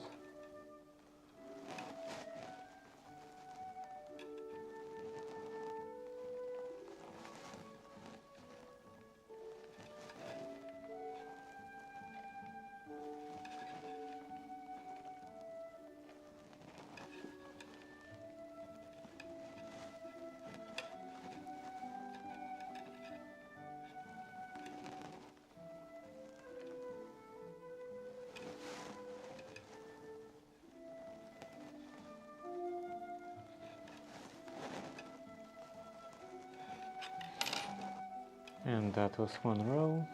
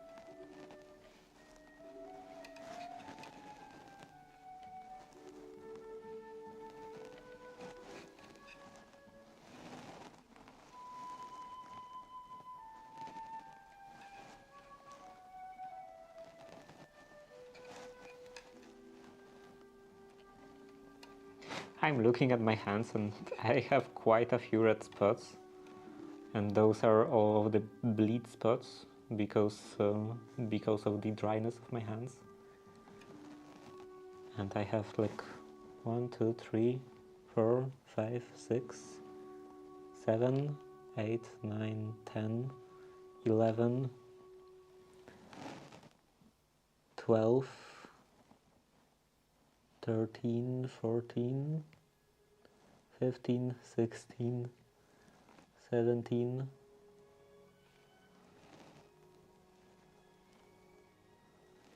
maybe this also, so 18, 19, 20, 21, 22, 23, 24, 25. So I'm at least slightly bleeding from quite a few places. I think I should dedicate some time for the moisturizing cream today, and maybe also tomorrow.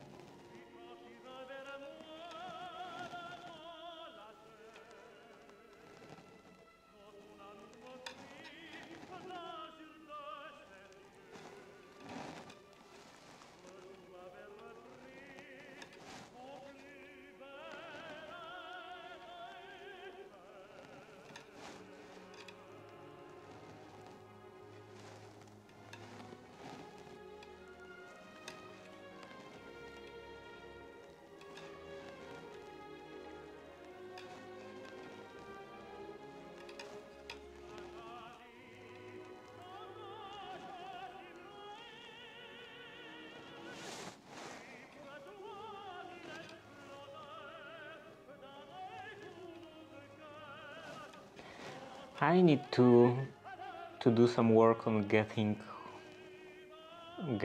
woodworking materials, namely wood, because I want to make a couple of pieces, and not very complicated pieces of furniture, but pieces that would be that are supposed to be at my home, at my house, so they should actually look nice. So they shouldn't be made out of trash.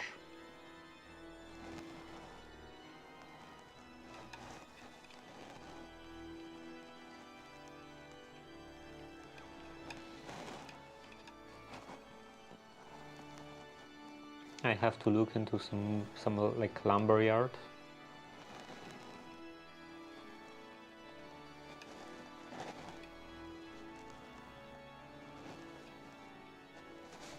There is one already, like very close by, within a walking distance, but I'm not sure if they actually offer selling stuff to end customers. If you can just buy one board, or if you have to buy an entire entire truck of boards.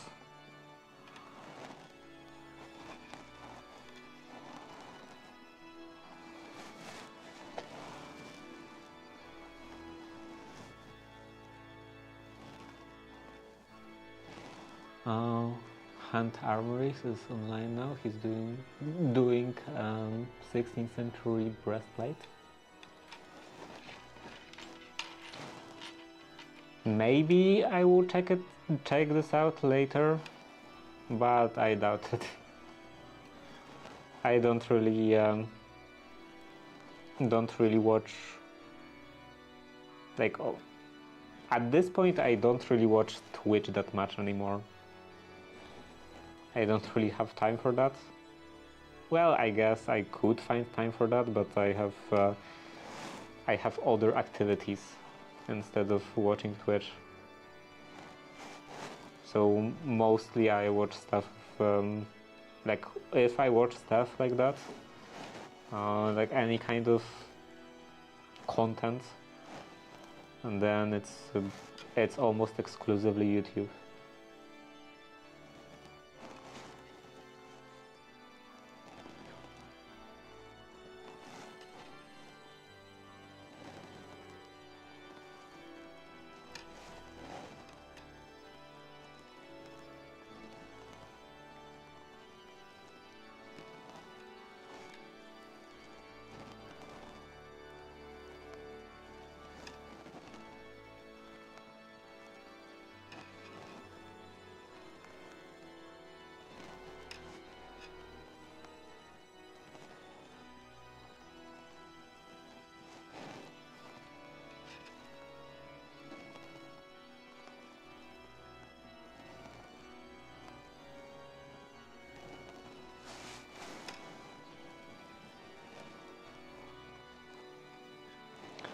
(16th century). Wasn't armor at that roughly that time period quite fancy? I'm not an expert in this sort of thing, but and like this period, and also in like armory in general. But I think that in more medieval times, the armor was quite a bit more pragmatic, quite a bit more maybe not purely practical, but I think quite a bit less fancy. And after that, in like Renaissance and stuff, armor I think was meant to mostly just show off. So it was more form than function.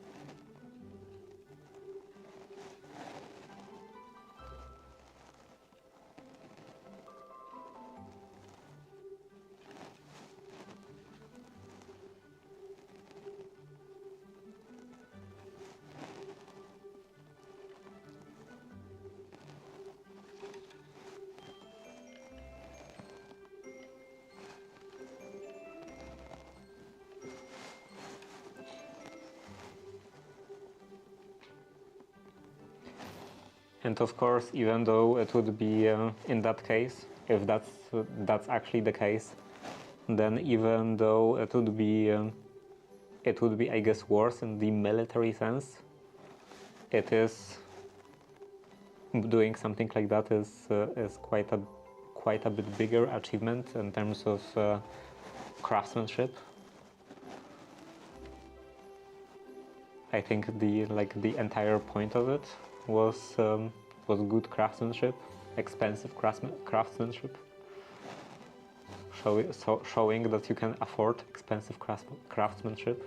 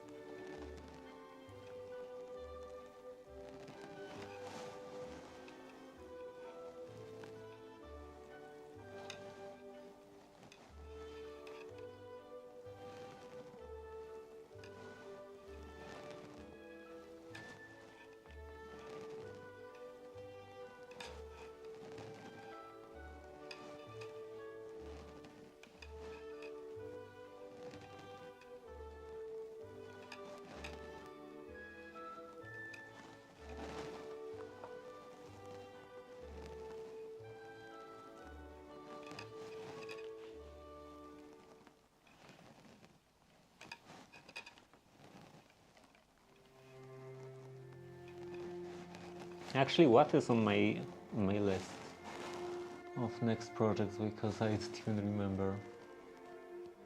Oh right, the dressing gown, and what else? I really think it's too small. I should make like this part, this thing. I should make it bigger, because even I can't read that. This in front. Even I can't read that properly from this distance. And in the actual text editor, I don't have this open at the moment, so I would have to grab my keyboard.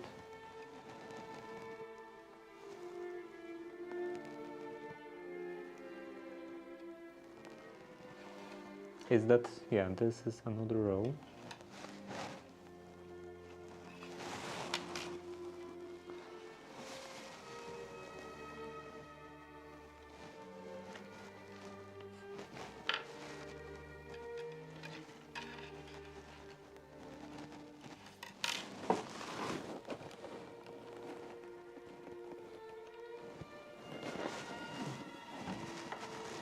Oh right, spats. I guess I could do spats pretty soon, because it would be quite useful to actually have them this winter.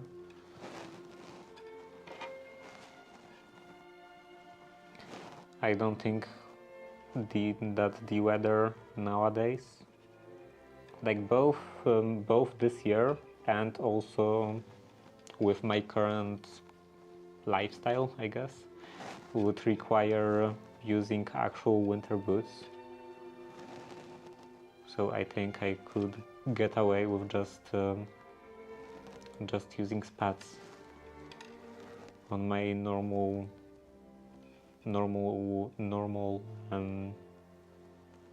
Oxford shoes.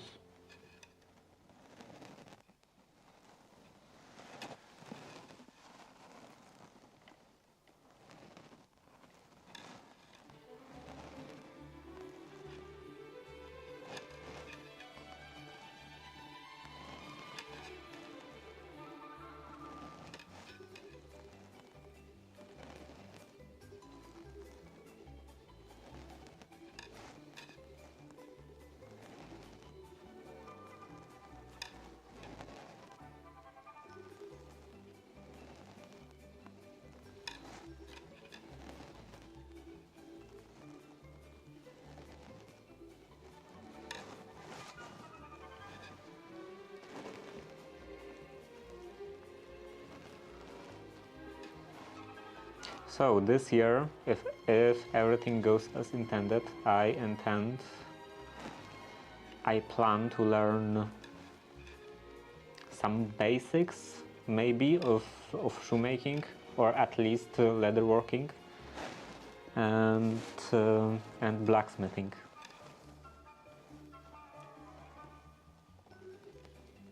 Leatherworking will be quite a bit easier because of the tools required.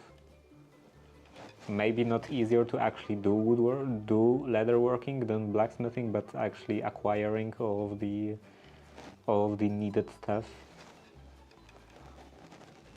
The forge, the anvil, things like that. Especially the anvil, I think.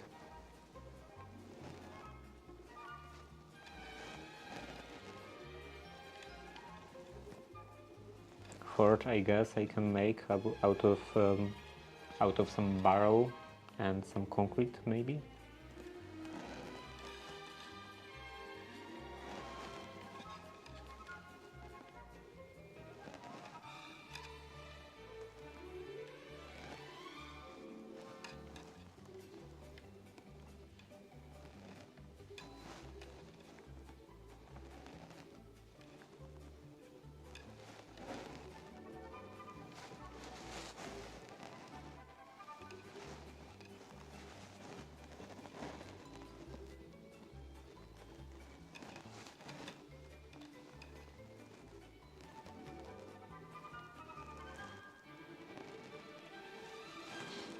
Anvils are oddly costly, yeah, and oddly not available.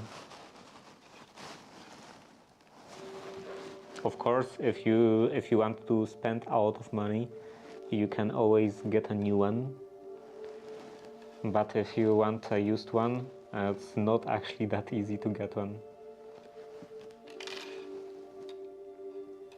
Some people are always suggesting stuff like old rails, but old rails are also not that easy to get hands on.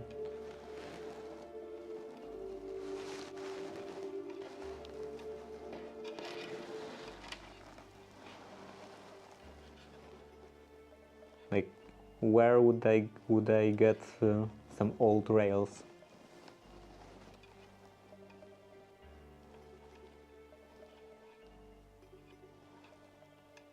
Some old tracks, because I'm pretty sure that just getting them, like finding them on the ground and getting them home is quite illegal, even if the track is unused.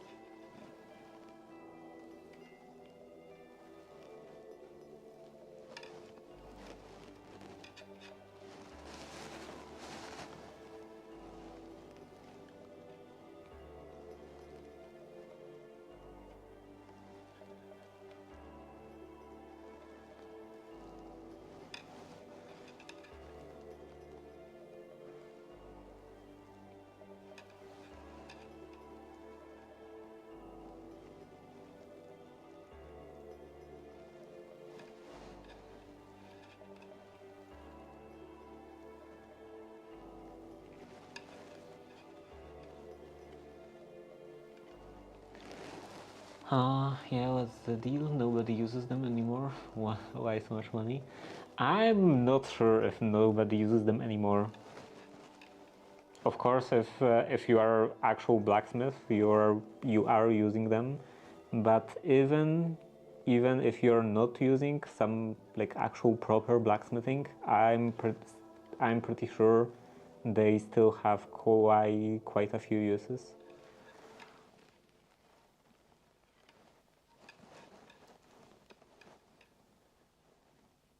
Even for just a normal metal worker that uses all of the mills and lathes and all of the other machines,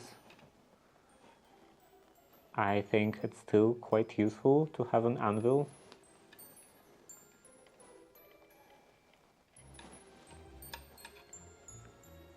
Just as a normal surface to use a hammer on, because on a table, it's usually a table is not the best surface, or maybe not the surface, but the best object to pound on something.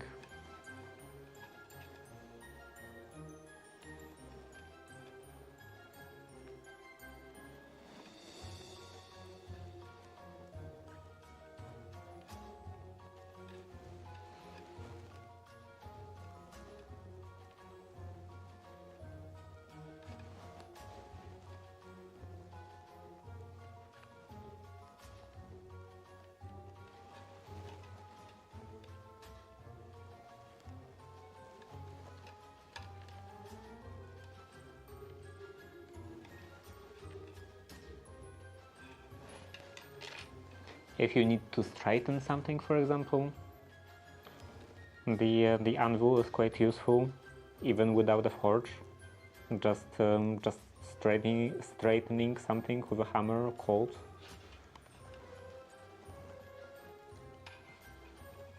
It's something I've done quite a few times. In fact, something I'm doing quite often, even though I don't have an anvil. So I'm just using mostly this like flat part of the vise. You know, like metal working vise. They usually have this like flat spot in the back. So that's not the perfect spot for pounding very hard with a hammer, but usually it's quite hard to get a better spot in a workshop, in an average workshop.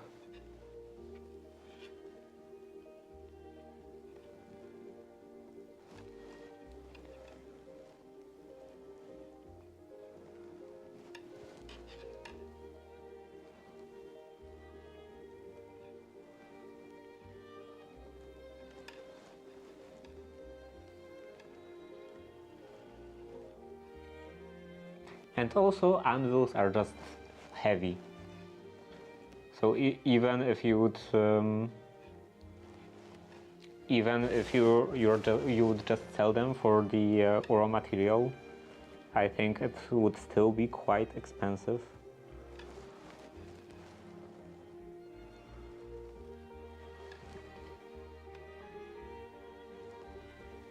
You know, how do you call those like junkyards, or you know, those places that collect metal stuff by weight.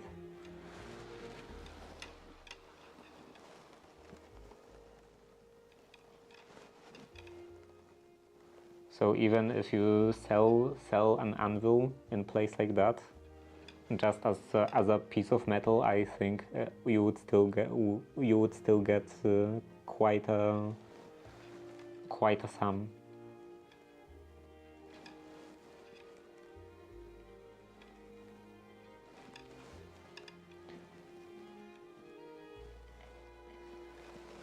So it is quite understandable that that's an actual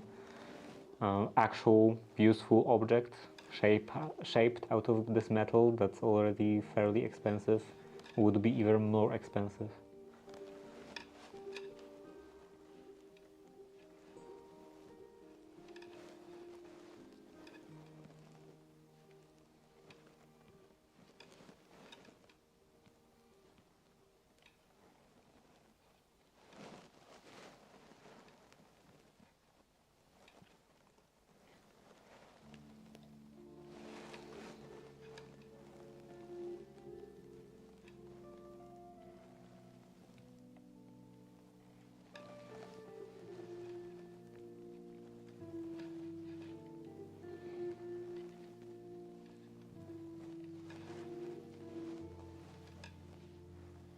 It's honestly quite amazing how expensive metal is. Like when they are building all those skyscrapers and other big buildings, they are using so many like steel beams and other steel stuff.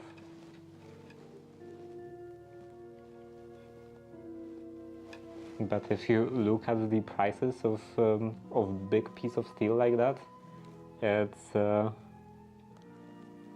if you need something like that for a project, for example, you are very likely to start looking for something else when you see the prices of that. So how much of those skyscrapers cost?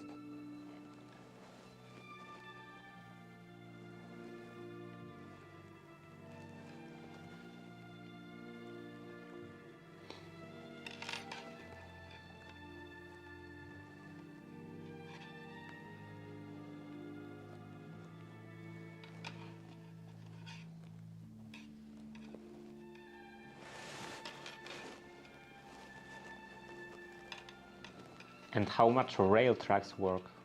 How much rail tracks cost?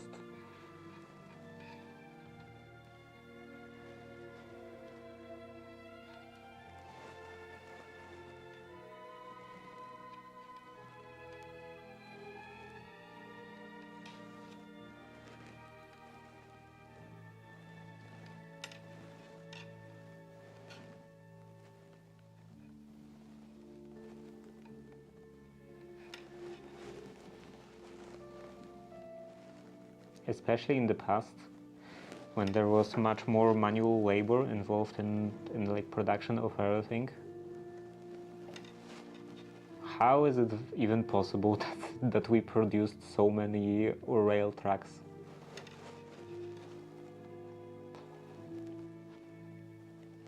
Like US was pretty much entirely built on rail tracks. People were building rail tracks, and then wherever they decided that they're gonna build a station, then in that place a city would get started. First a town, of course. Some town would get started in a place that the train would stop.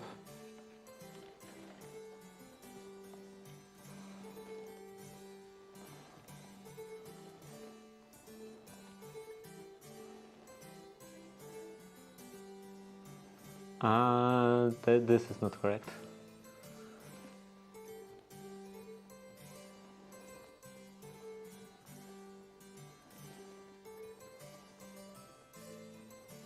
Yeah, like this.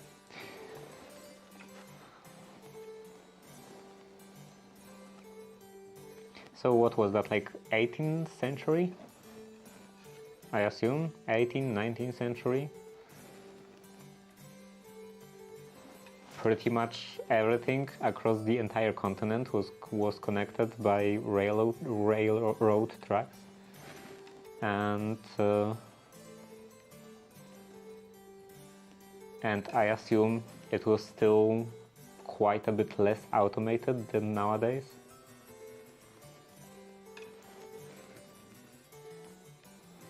So it must have costed a fortune.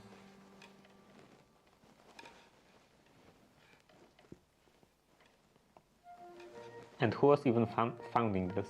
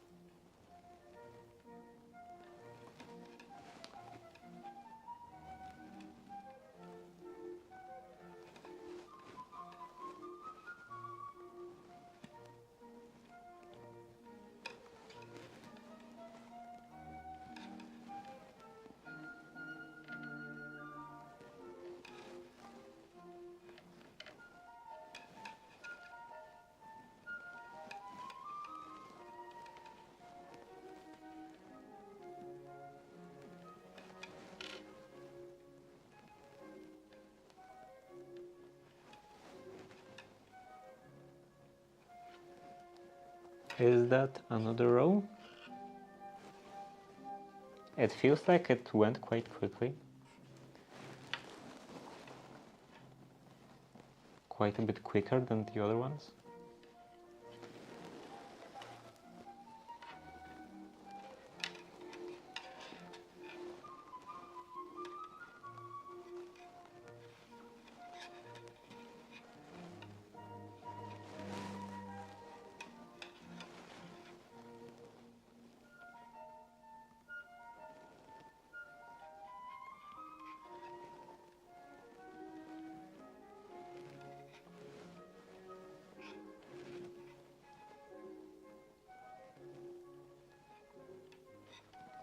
Or maybe I just wasn't paying attention to time.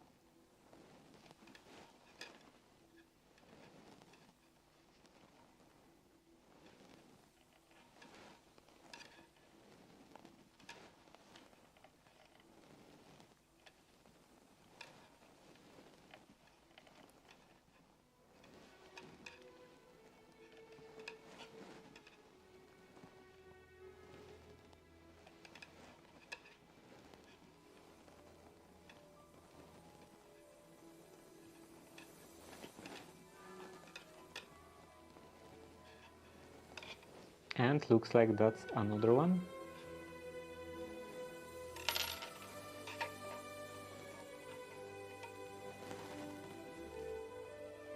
Yeah, I guess some time has passed.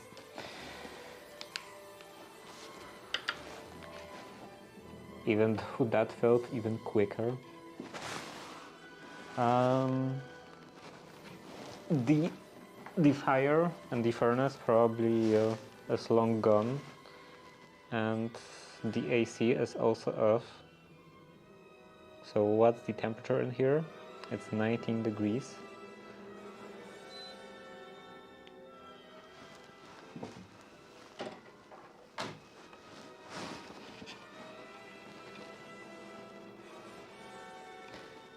I hate solid fuel furnaces.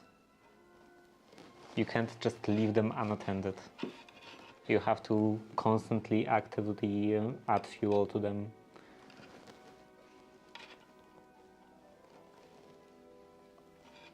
It's not super bad when it's like a coal furnace with automatic feeding mechanism. At my house, before we switched to gas, we were using like coal-powered, fueled coal furnace, and it was like with this container on the side, and on the bottom there was this worm screw connecting the container and the furnace itself, and it was well, not constantly, with like regular intervals. It was adding some coal into the main fireplace in the furnace. So yeah, to that you still had to like manually add the coal, but at least you didn't have to add it so often. It was fine to add it like once every couple of days, instead of like every couple of hours, and not even that many hours, like maybe 2 hours stop.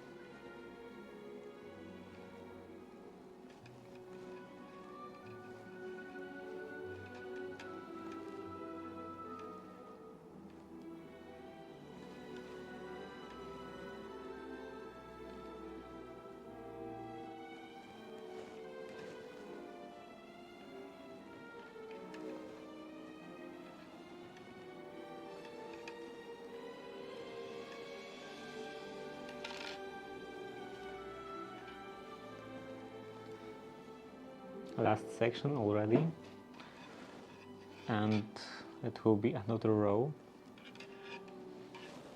Feels like it's going too fast.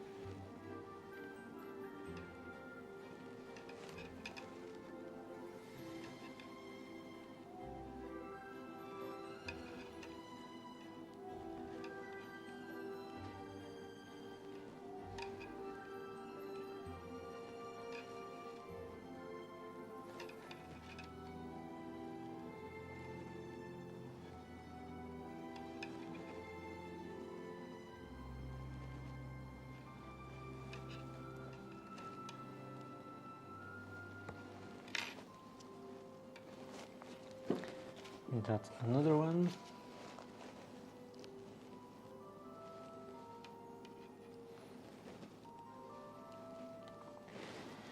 And I think one more row, and then I will try to play a bit.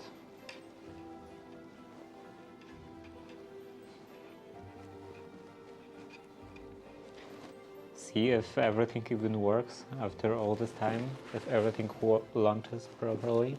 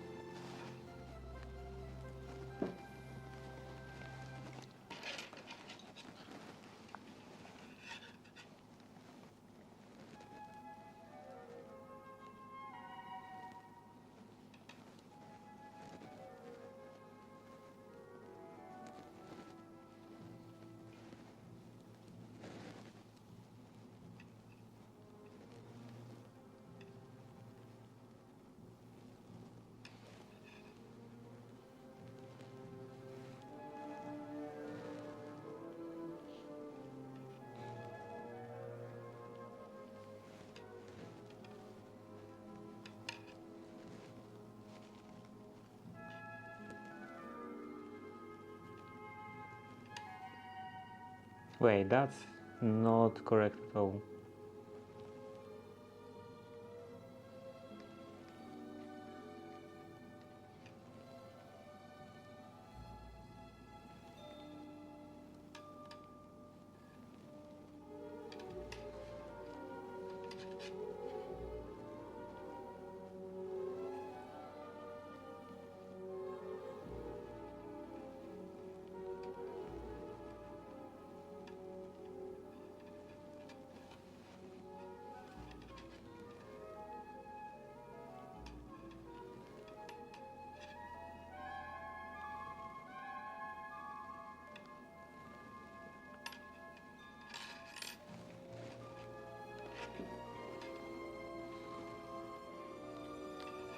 Yeah, this should be pearl.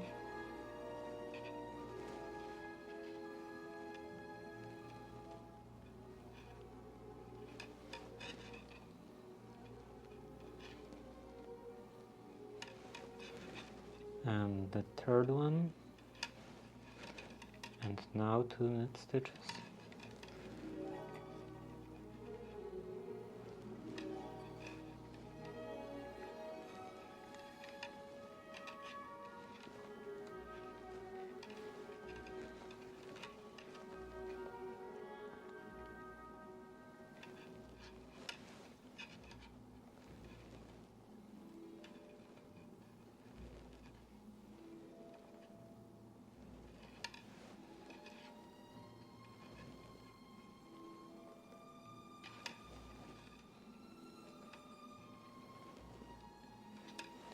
This shirt is really annoying me.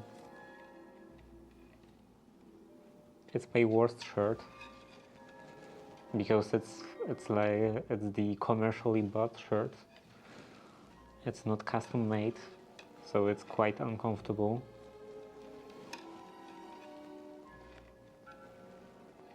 It has a lot of problems.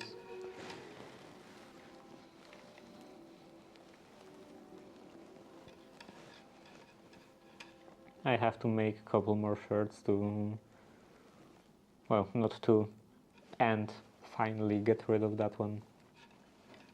Especially considering the fact that it's falling apart. It's not the newest shirt. All the edges are wearing down.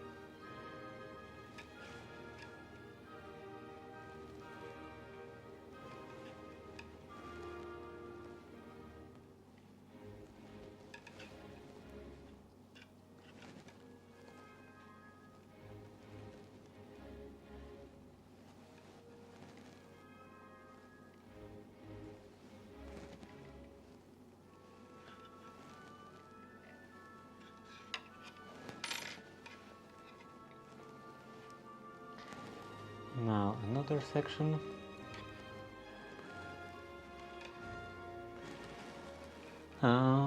Hello, Dog Duster 13. Looking good so far. I like the music. Yeah, I also like the music. And yeah, I think it's the pattern is coming out pretty decently. Like in here, at the like connection point between two needles, and there is some unevenness, but I think this will even out with some stretching, and especially with going through the laundry cycle.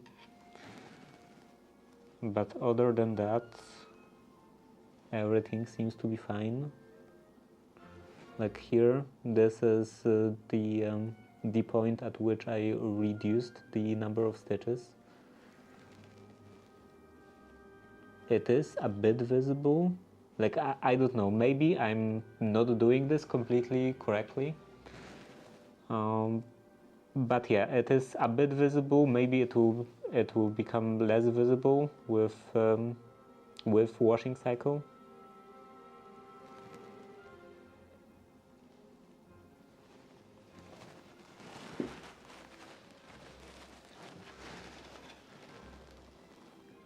Gives it a good character. It's what makes it beautiful.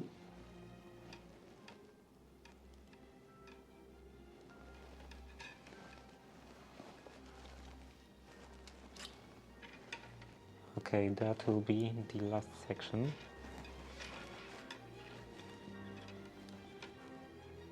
Let's pull this.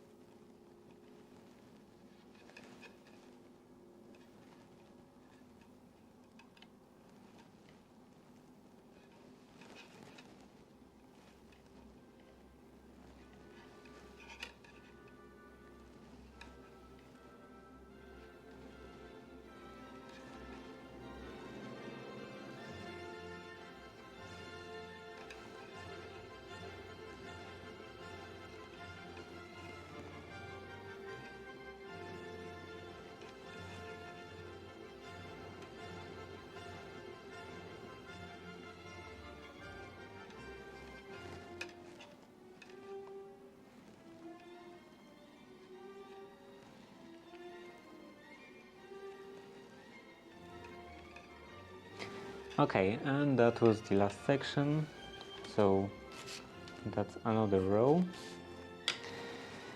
And I think this will be enough knitting for today. I will continue this tomorrow.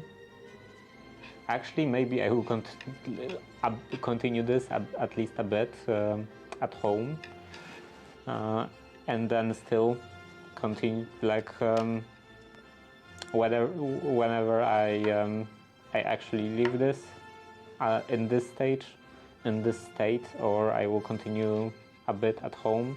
I will still do a bit more knitting tomorrow, and also more writing practice. Tomorrow. Maybe go to proceed to another lesson from this book. And then, as I said, I want to finally play some Minecraft. It's been quite a few months since I last played, and let's see. I will, of course, have to reposition the camera. This is done. This is done. Here and to hardcore.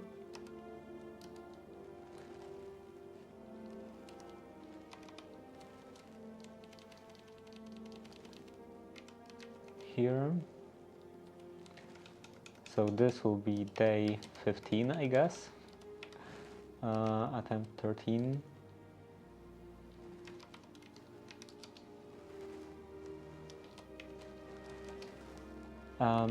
Prism launcher.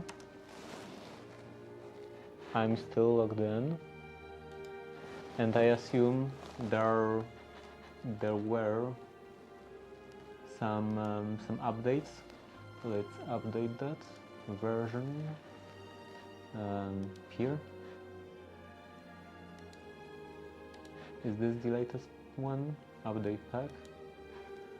Okay, so this will download and do stuff, and I will go take a break, bathroom break, so be right back.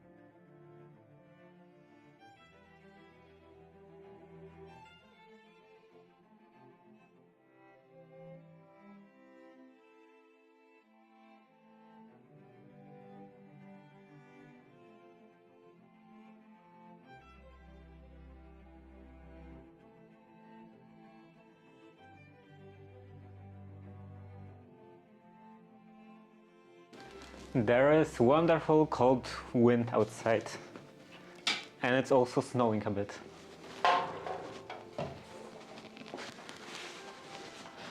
Okay, let's put this in here and a bit higher.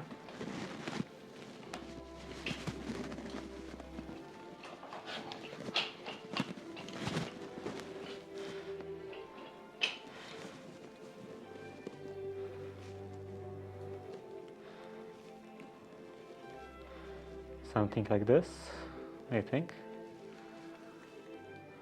I actually don't remember, and maybe even don't know, because I'm not sure if I ever streamed with like this, with this setup. Okay, this. Yeah, this is too big. How do I adjust that? To face cam.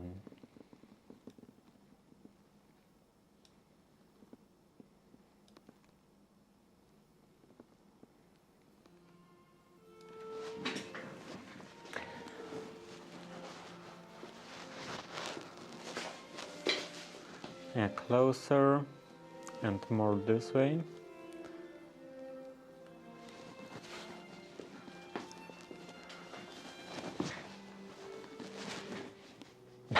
No, not exactly.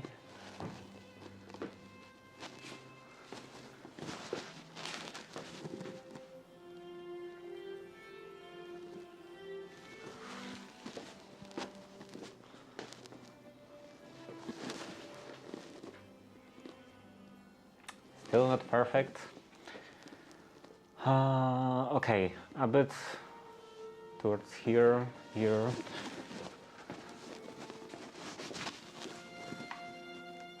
A bit like that. And I think a bit down.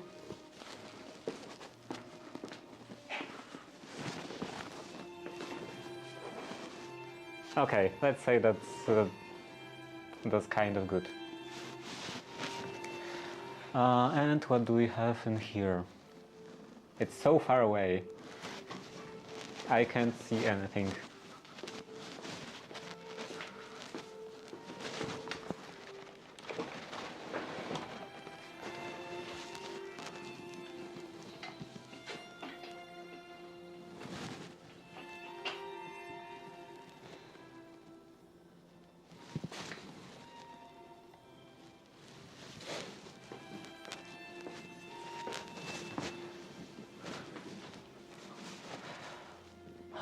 A bit better.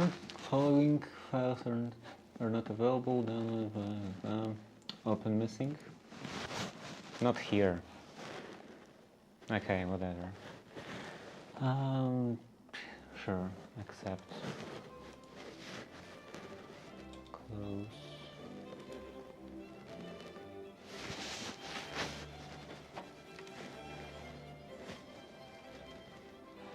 Only those two? Okay.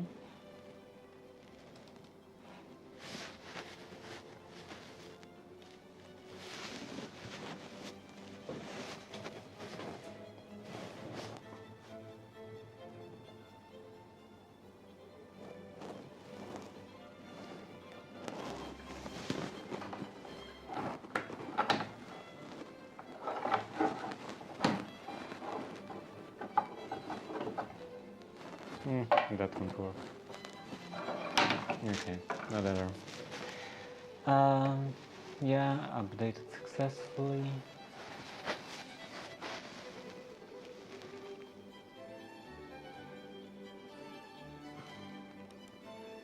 Continue trying. Okay, it looks like it doesn't launch properly. Am I logged in? Huh. Okay, what about just vanilla Minecraft? Does this launch?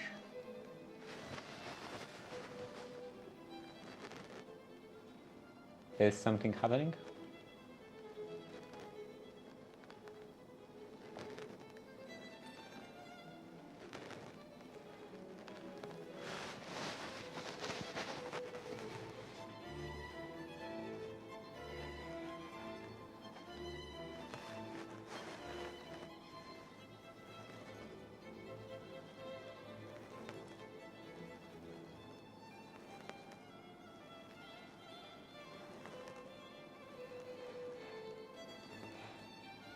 Looks like something is happening, I don't know what.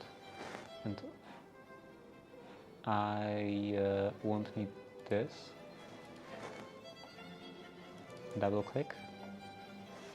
Okay, nothing is launching. Am I connected properly? Let's see, off screen. Manage accounts. What is this? MSA error.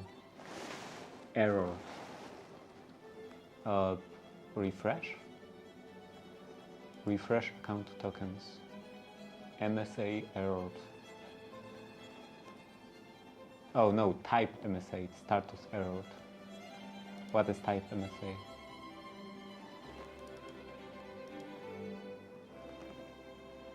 Refresh.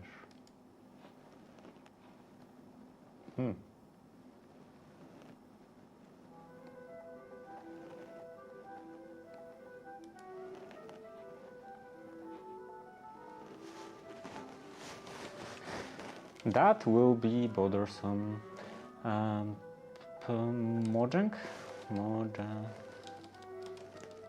Mojang, I think. Minecraft net. Where is login? Account, sign in with Microsoft.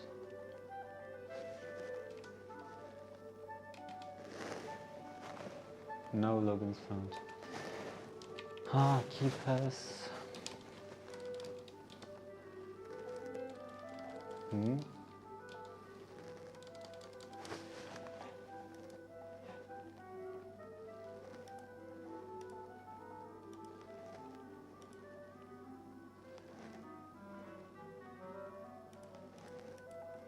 Okay, that's a problem.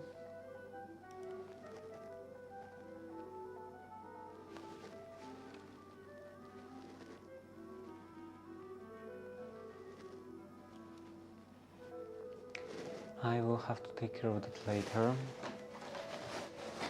And for now, log in manually.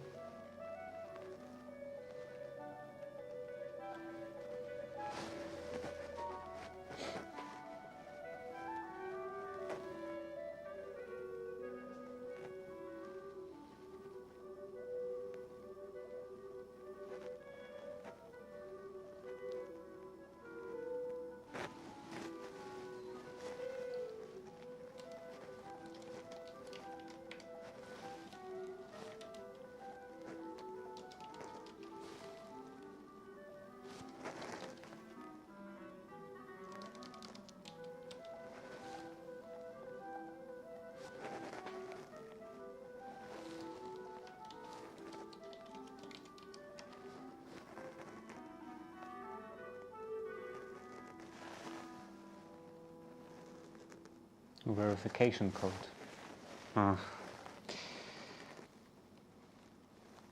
Can't they just take the password?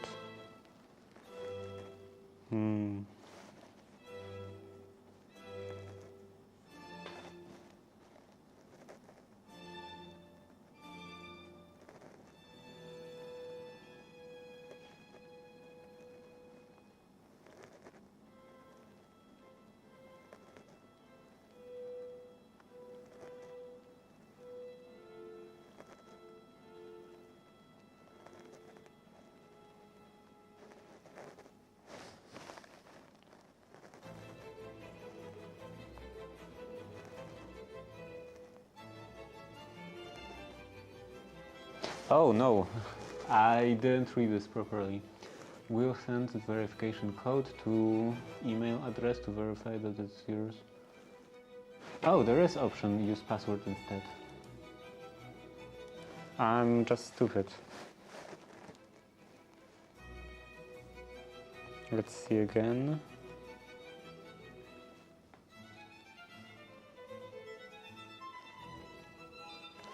Okay, password.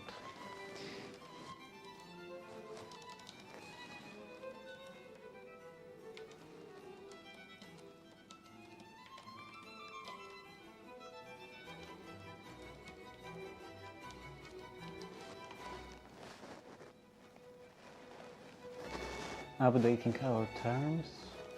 Sure. Maybe that was the problem, that I had to agree to the terms, like the terms of service. Logging in directly. Okay. Maybe now maybe now it's fine? No, still errored. Okay, what's wrong in here?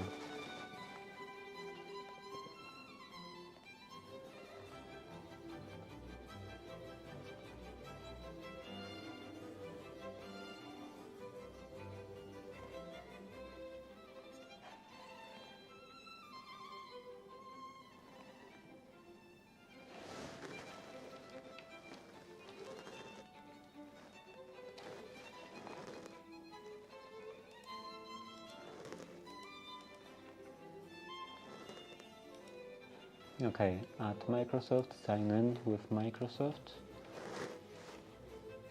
Choose this, continue. Successfully logged in.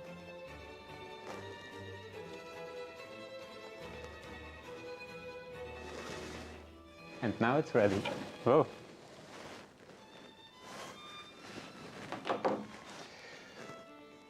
Close.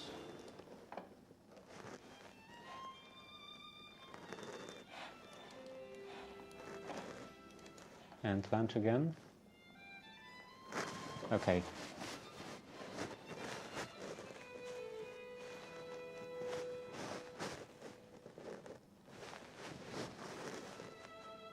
I feel like the camera is still too big.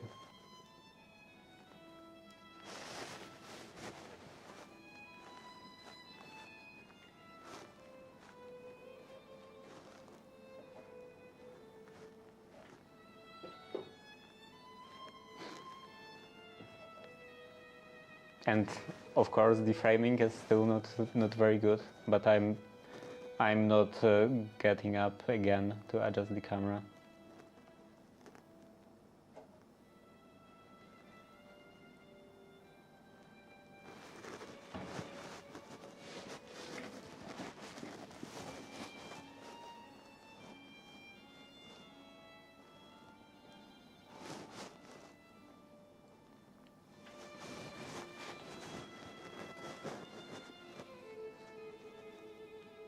I don't even remember what was the shortcut for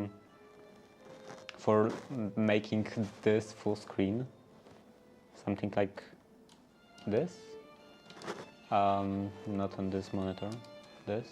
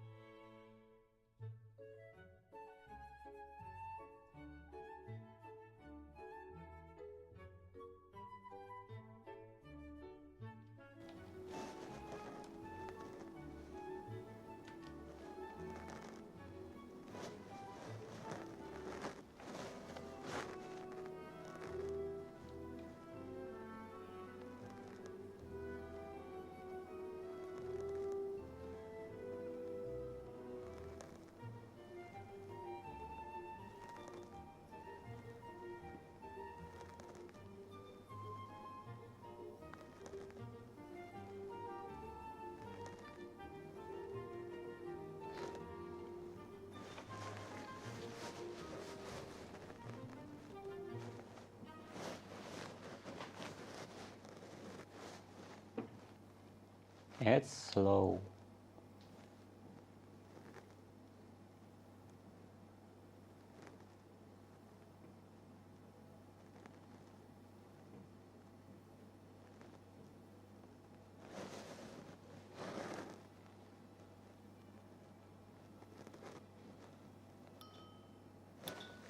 Okay.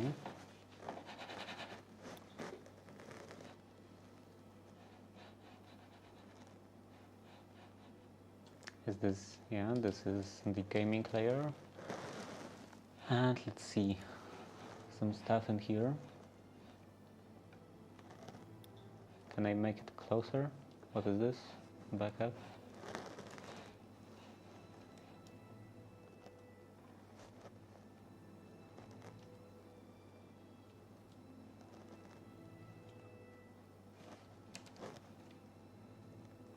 Okay, control.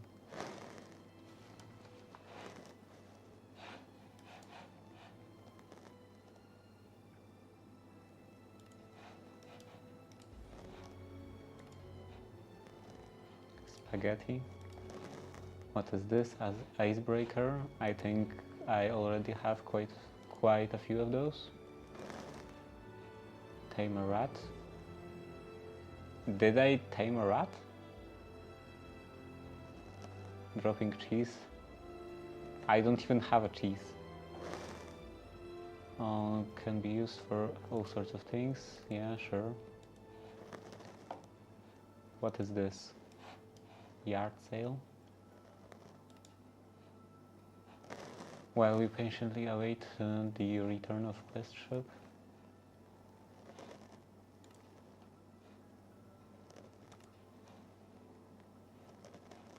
I can use EC, check balance, coin balance at any time. Okay.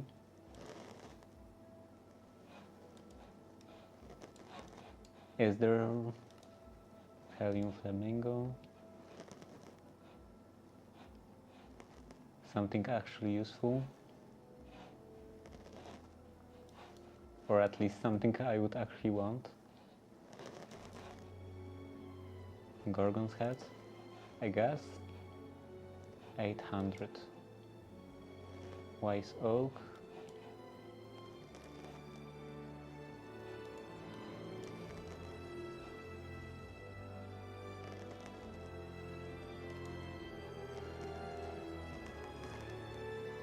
Smack an entity to pick it up. Any entity? Portable pet sphere. Can I make this? I want to be very greatest. Yeah. Does it work on bosses? Create. Powered nether. Magma wheel. Did I do that?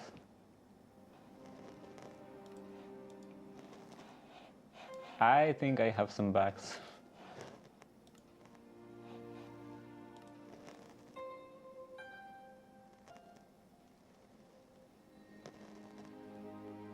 I think I did that. Not sure about this. What else? Challenges. Day 100. I already have day 100.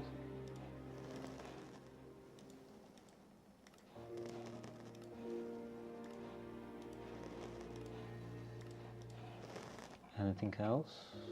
Okay, that's all. So what do I have in here? Quest loot.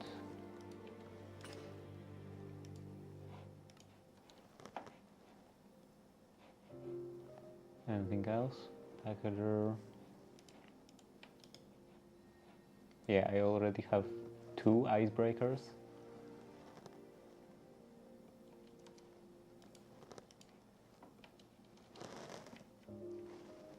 I don't remember at all what was going on here.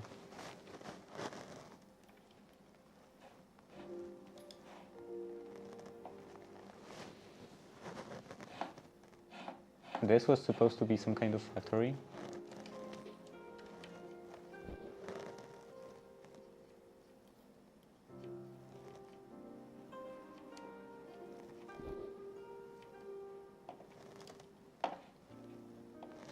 Oh, let's see.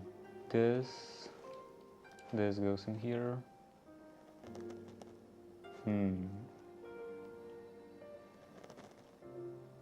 Maybe I can put this into here. I assume this just works like a normal bow. This here, rat upgrade, I don't need that.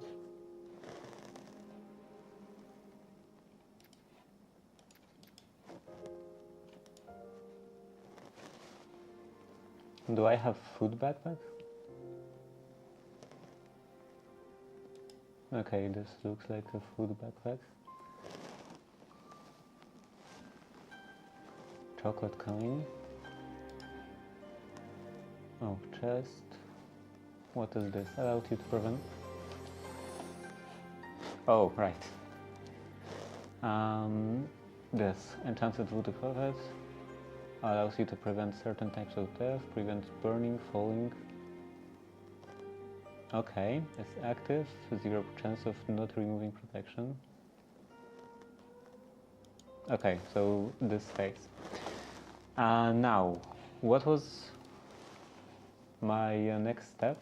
What did I want to do? I'm pretty sure portable pet sphere. So I can craft this. It's a very useful utility item for storing pets. You can contain any tamed pet.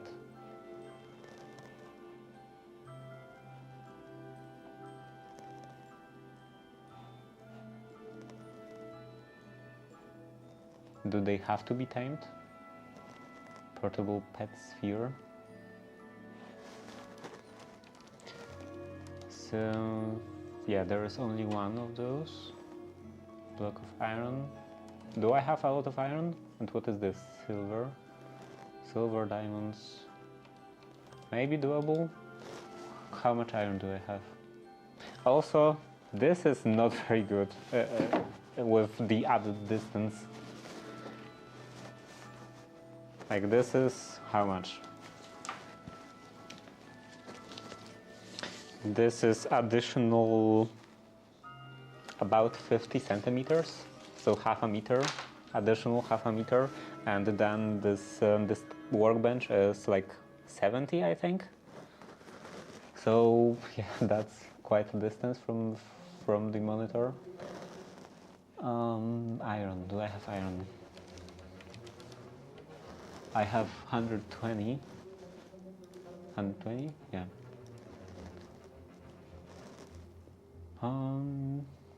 So do I want to make this pet sphere? Yeah, let's do it. So peril 8. Okay. Pet. No. Sphere.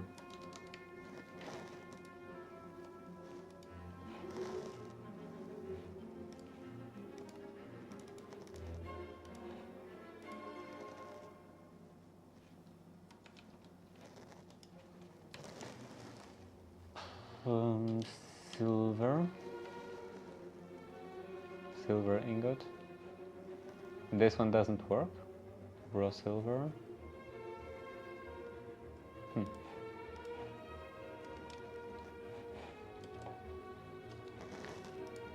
So if I smelt this,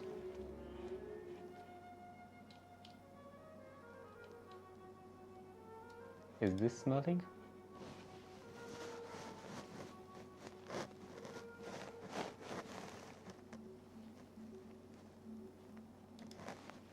Okay, so that's a different silver.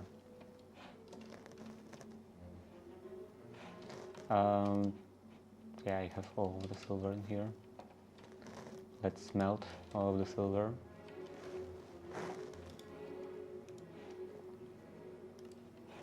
Anything else?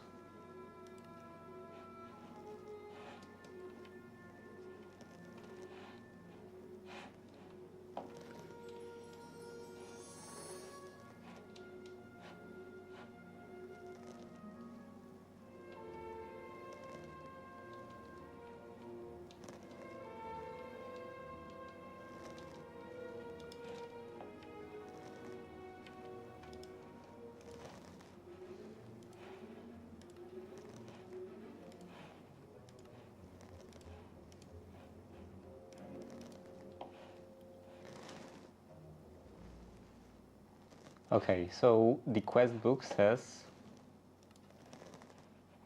that it's supposed to be tamed pet, but this only mentions entity.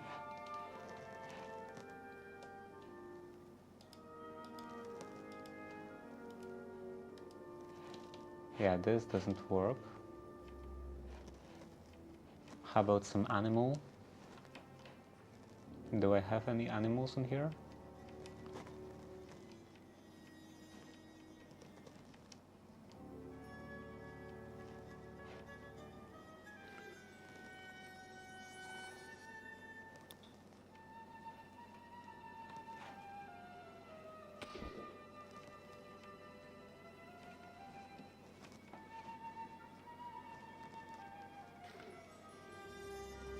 It's actually getting quite annoying.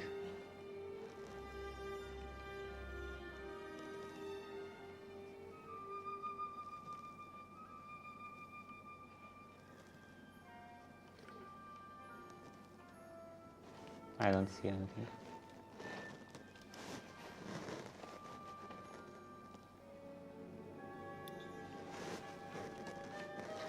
Oh, how about this way?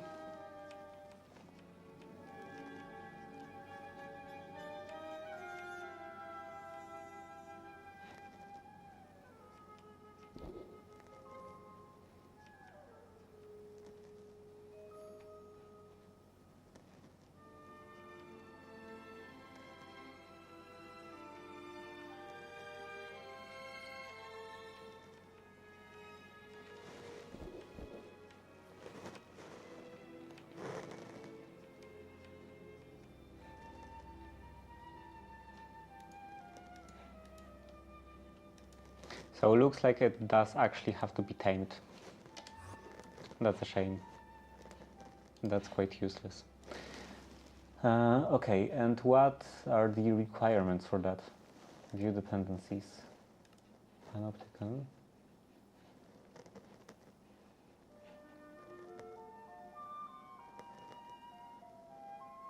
Very useful for transporting small mobs. How small?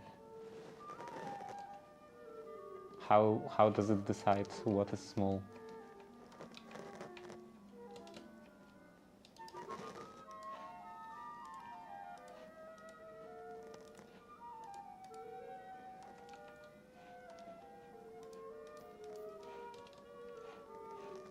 Is this small?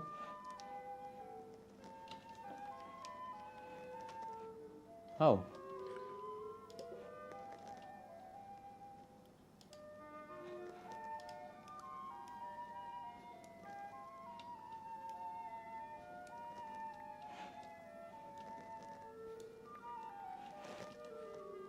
Are all of those useless?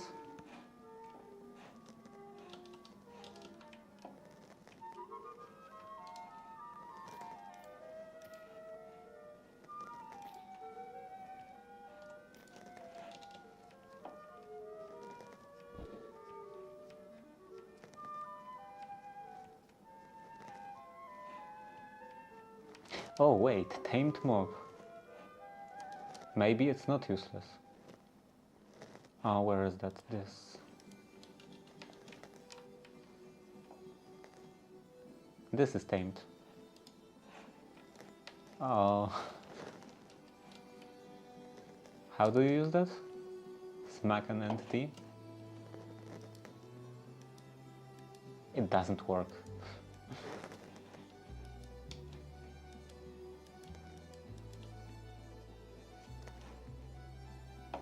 Portable pet sphere. Oh, with shift.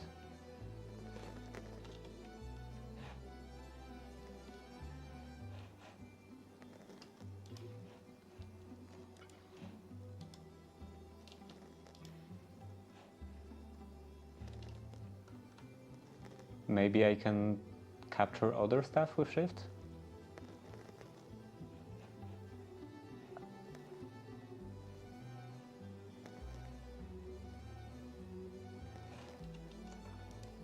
No. only small animals. So I guess there is maybe just a list of small animals somewhere in config, because this looks quite small. Anyway.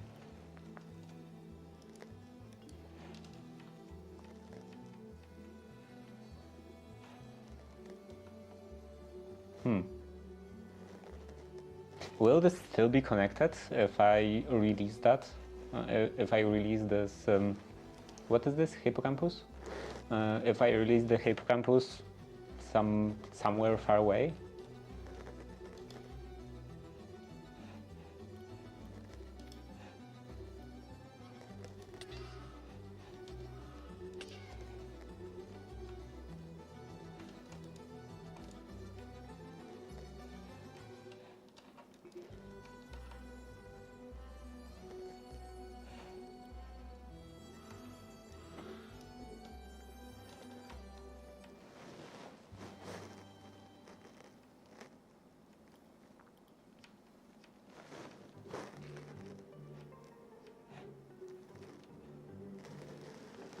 So that looks like a new type of food.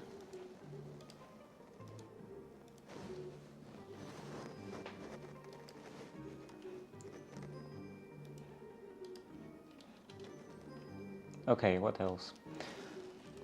Oh, this pet sphere and this color tag. Rename your pets cheaply.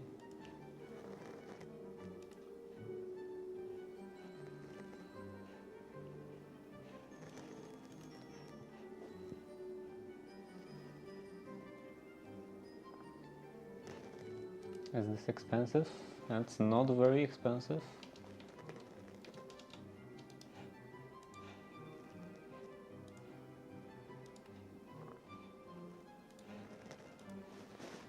I can't afford chains.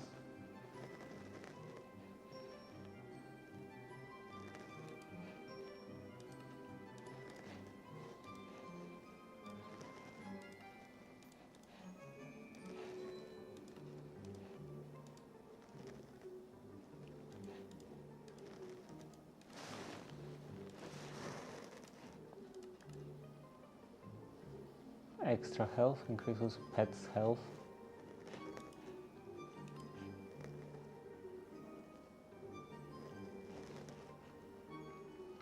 Bound to a pet allows them to respawn upon dying. Okay.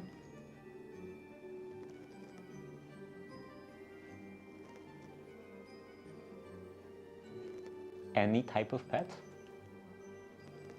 White pet bed?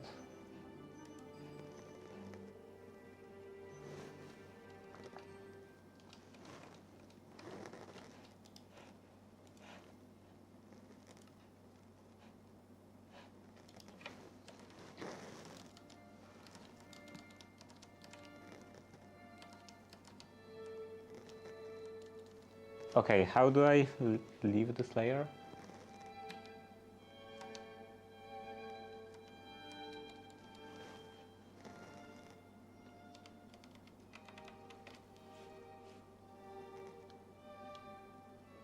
I think my other half of keyboard is out of battery.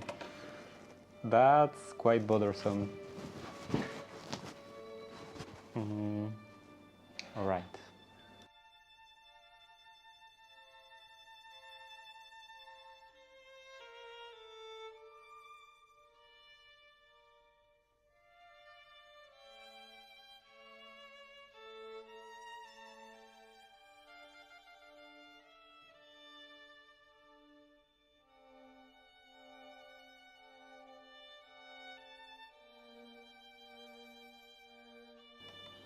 I thought that this may happen because it's been quite a while since I charged the keyboard. Wool. I don't have any wool. Do I have any strings? Not many. Flax.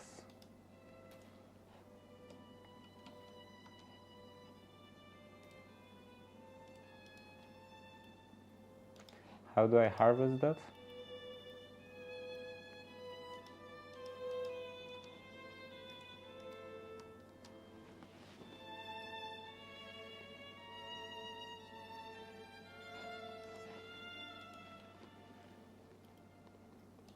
No, this also doesn't work. So I guess I have to break it?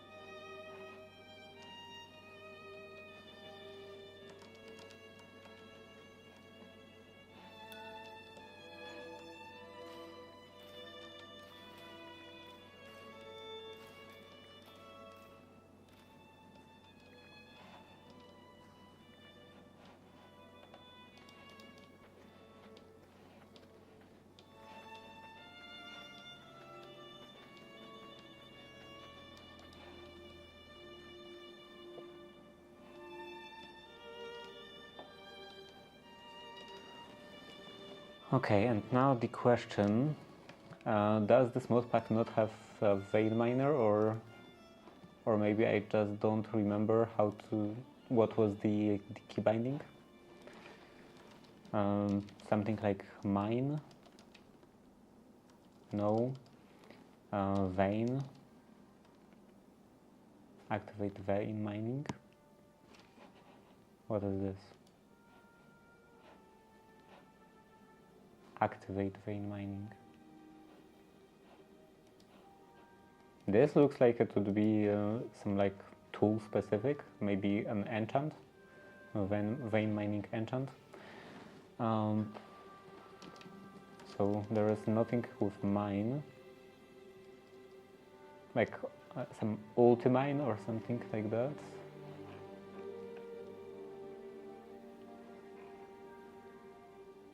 So I guess this doesn't have vein mining.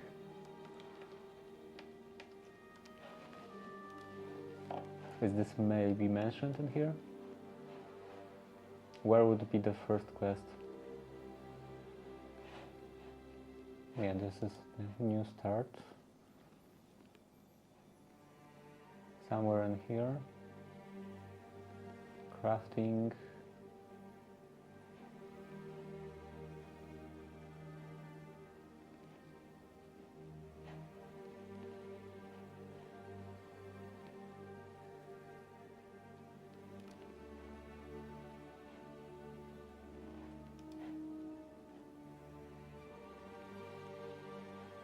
Yeah, nothing about vein mining, so I guess it's not a thing in here. Anyway, now I have this, and I can make this, and then I can make this, and get a quest reward. Not a very good reward.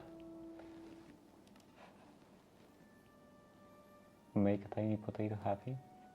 Pet a tiny potato. What?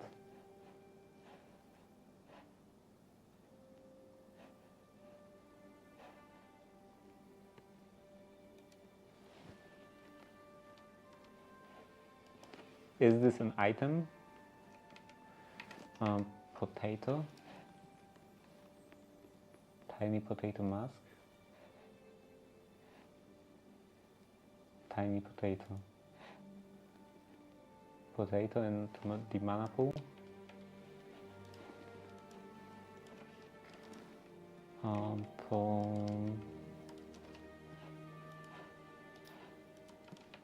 I do have a mana pool, right? Do I?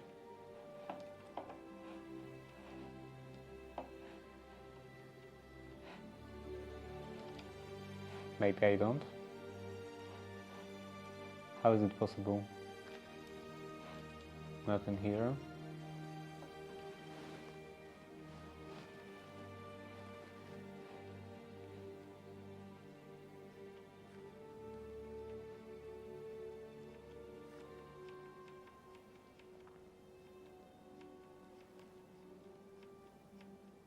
Oh right, I forgot about him.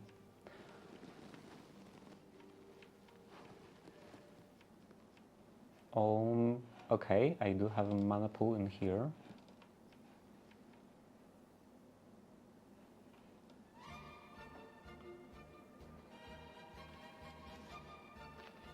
This is with Alchemy Catalyst. Let's temporarily break that and drop and place it back. Now dirt.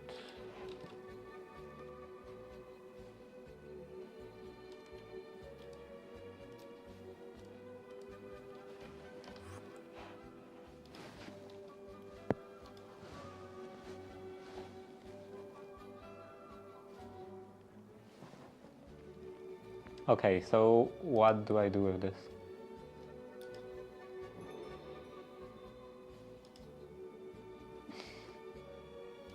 Okay. I just want to be friends. Okay, now it has a friend.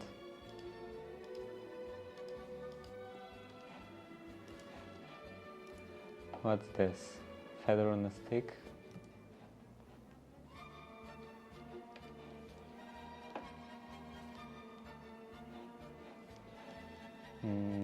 Here.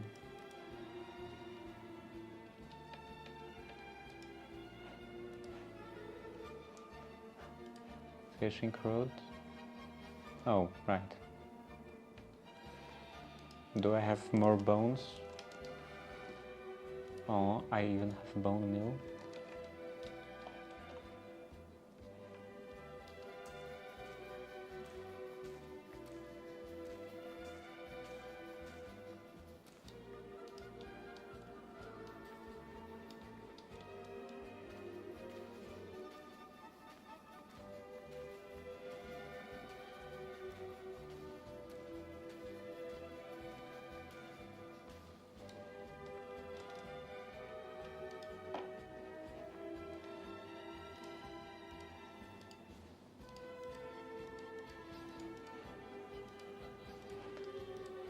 Fishing rods and this.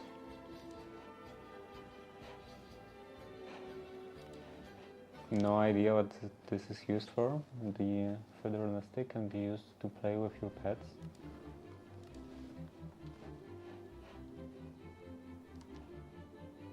In what way?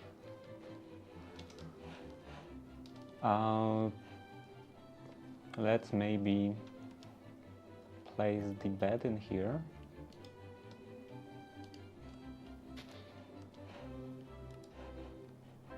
Where is the bed?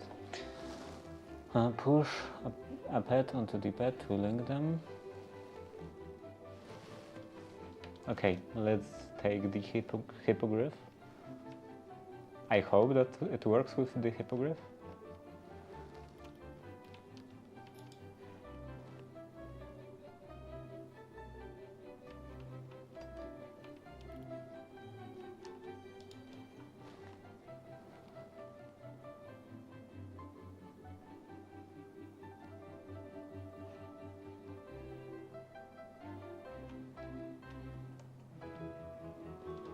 Push them onto the bed.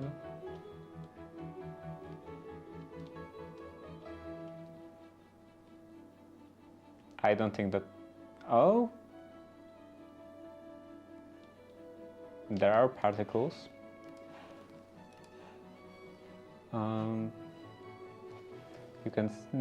You can tell if they are linked by ZZZ particles that begin appearing.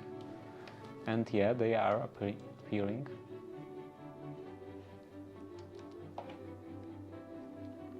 So now they are linked. And I guess it means that this hippogriff is like kind of immortal, or at least will respawn. I do want the same, I think, with the hippocampus. What is this? I'm curious about curious. Kilgaster, Witch, Naga.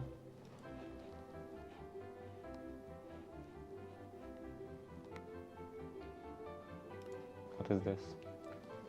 Questmaster Jang, Charm of Thinking. Okay.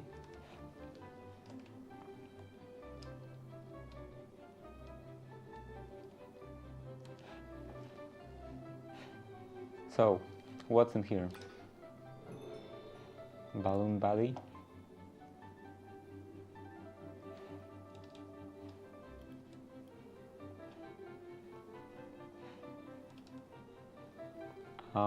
I'm not sure if this won't just fly off. So let's make a roof.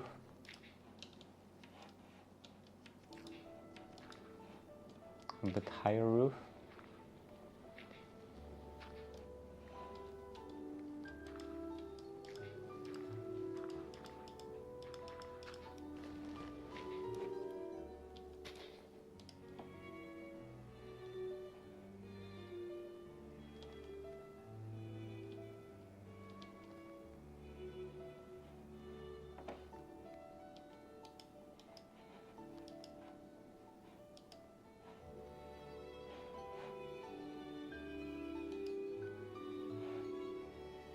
Okay, so this was unnecessary.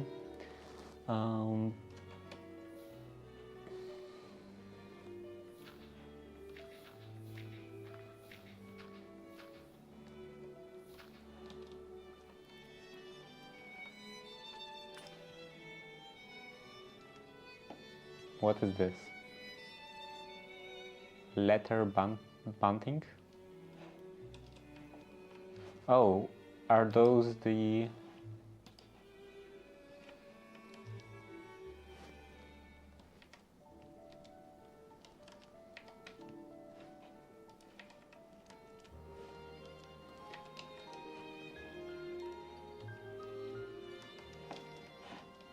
Beautiful. What's in here? Leather. Coal.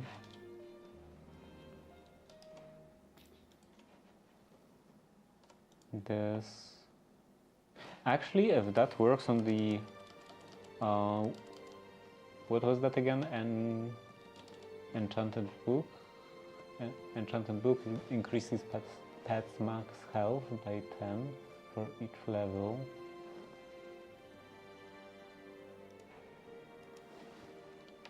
So that works on the hippogriff. And I assume that goes on the armor.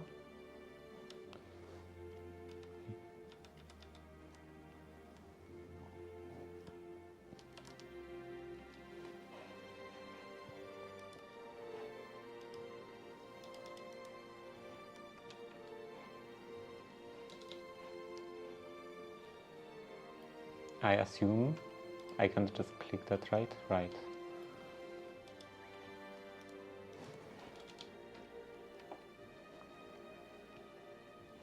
Do I have an anvil in here?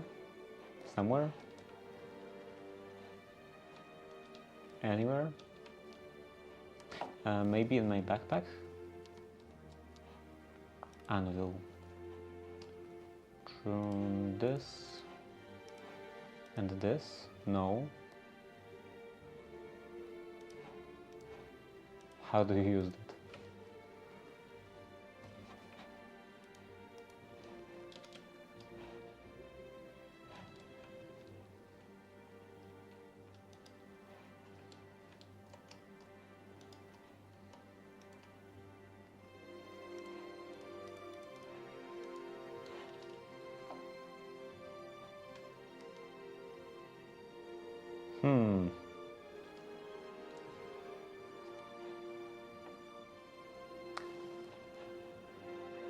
Domestication innovation,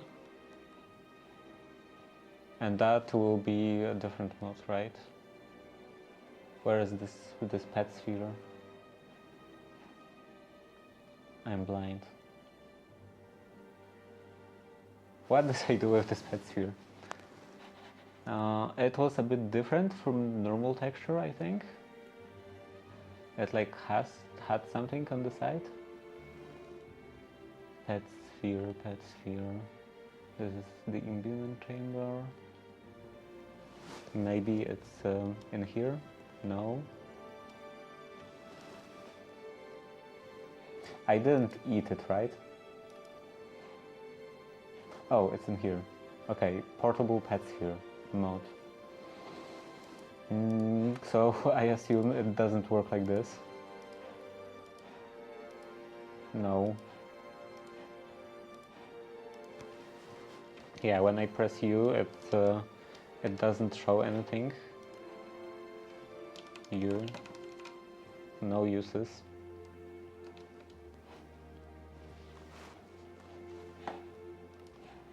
Does it say anything in the quest? Increases max health.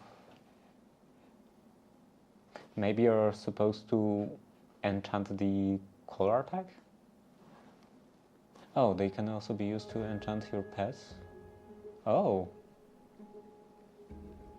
I thought that this is only used for naming pets, but if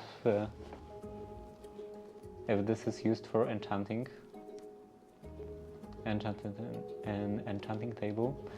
Okay, in that case, this is quite nice. Get this back tag. Here, this, and this.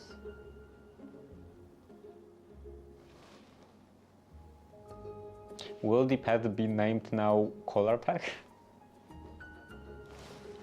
Okay, how to name the hippogriff?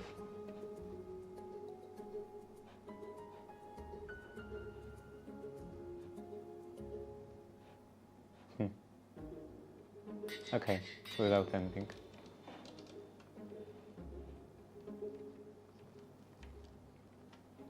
I hope this hippogriff won't be now named color type. Okay, it's still hippogriff. And now it has 80 health. I assume it will regenerate health naturally without any help. But I can always give it some food.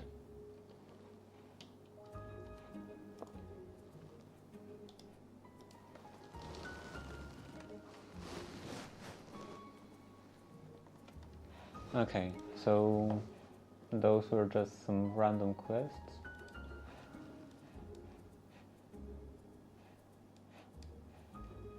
How about actual progression? Health bells, 8 obsidian, nether progression.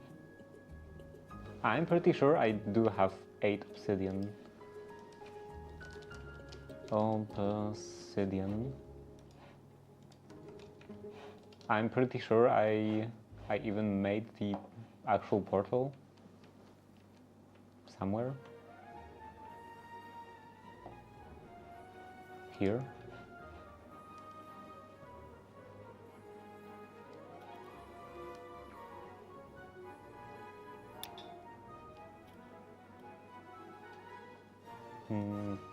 This.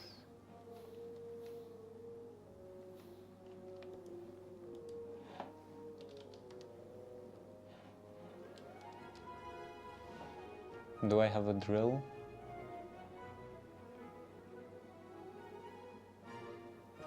No.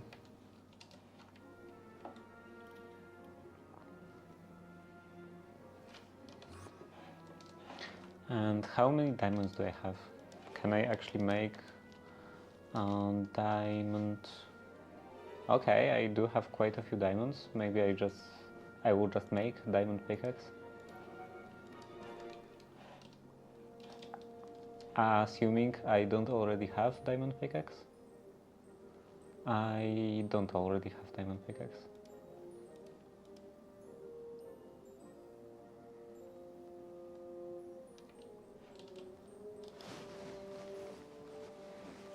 I could probably make amplify spell or amplify augment. How do I use this? Oh, I do have amplify augment. C. What is this? Break. Light. Amplify break. And I do actually have amplify. Okay. Go back in here.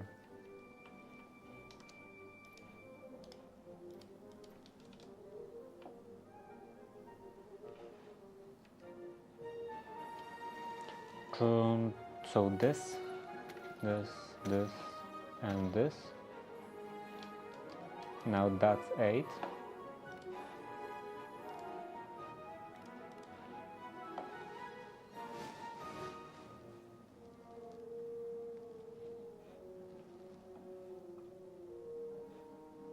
Use flint and steel on the portal frame. So they changed that. Before I needed the some kind of pearl, whereas the nether progression. Nether progression, can I click that? No. Dimensions, nether. Obtain obsidian palantir. Grants knowledge about nether portals. Okay, do you need that? Now I'm confused.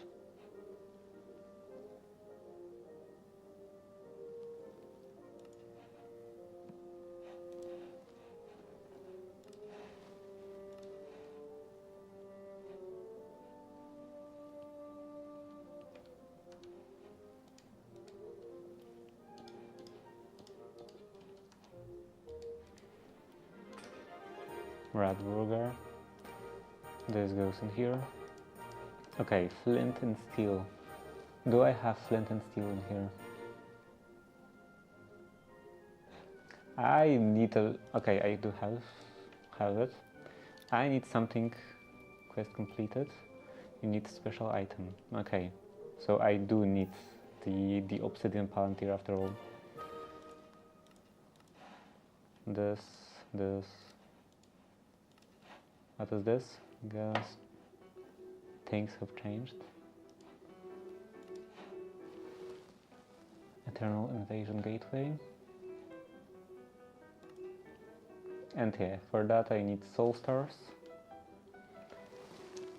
And soul stars I have 0. I did attempt that once, I think, and failed.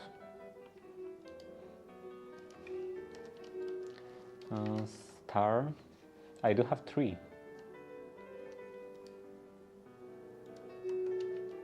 So just one more.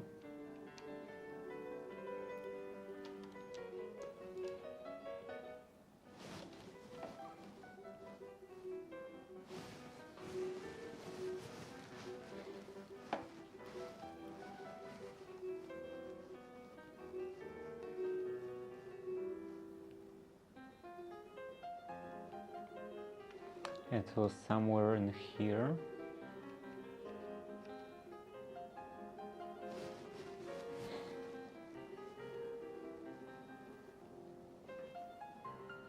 I wonder if I will manage to do it this time.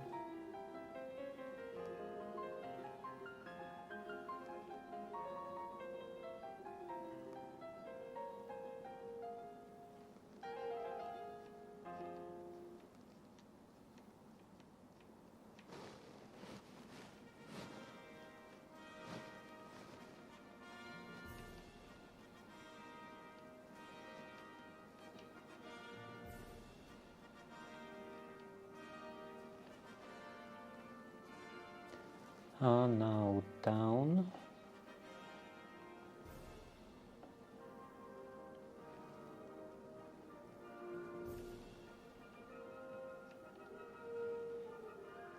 I'm actually quite surprised that I still remember how to go there.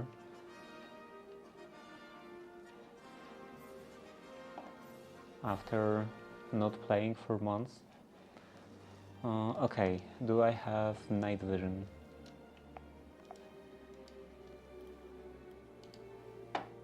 I don't really have night vision.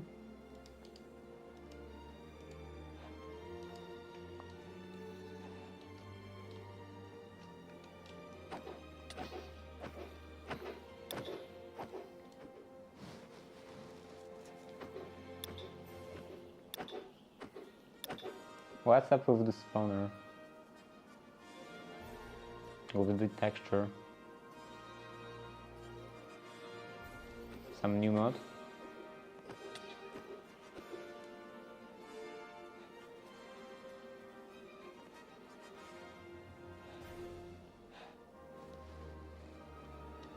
What is this? Enchanted Scroll, Corpse Eater.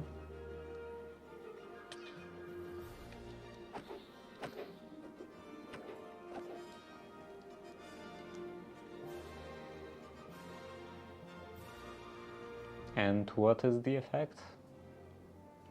Corpse Eater.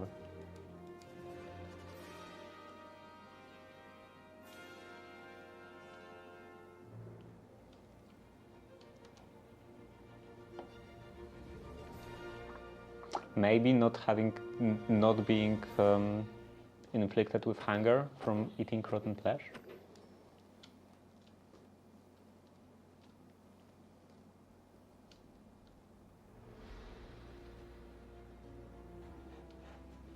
Why does it always have to be so slow?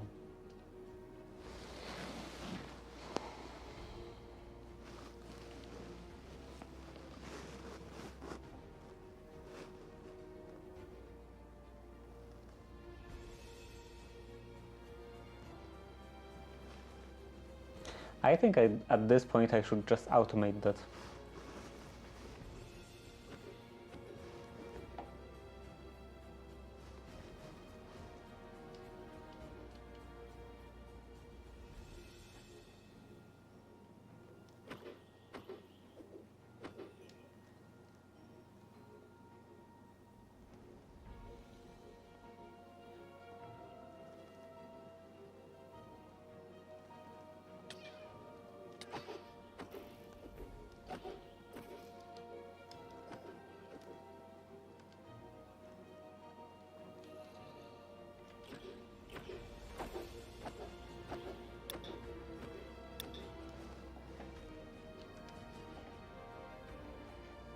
Still no stars.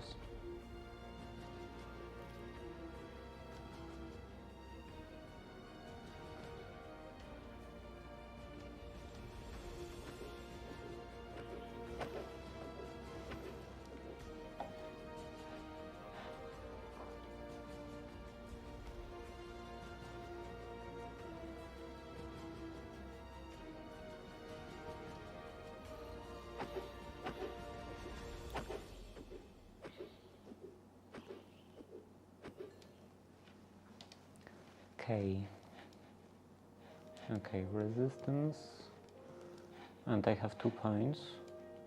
Let's go with resistance, 1% maybe, 1%, 5% jump, 3% melee damage. This I don't want. +1 heart. Okay, I'm going for this. How about here, nothing.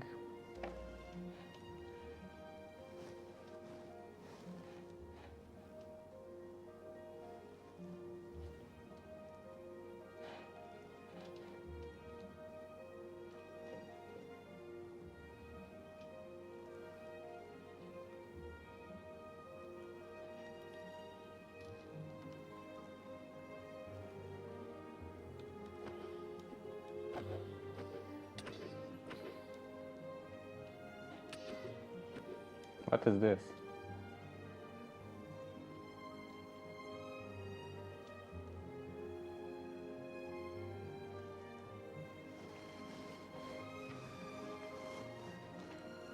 I'm kind of interested. Maybe someone will pick it up.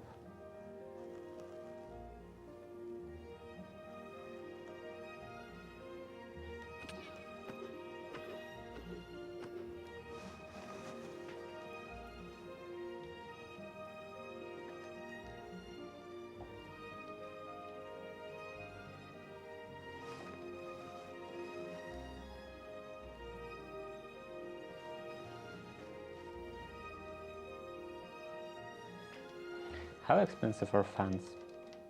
And also, what are the types of fans in here?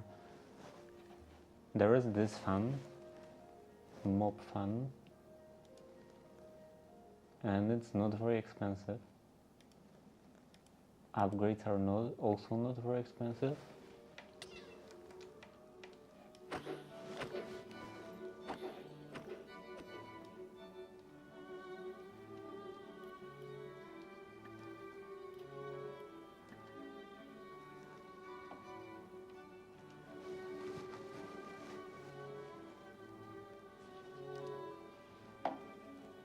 I think I should make this with upgrade and distance upgrade. I should make that before this. I should make that before making this like invasion something. What was it called again? Make the gate peril, eternal invasion gateway. So yeah, before making that, I should probably make fans to have the mobs gathered in one space. Okay, finally, here, and let's go inside. This.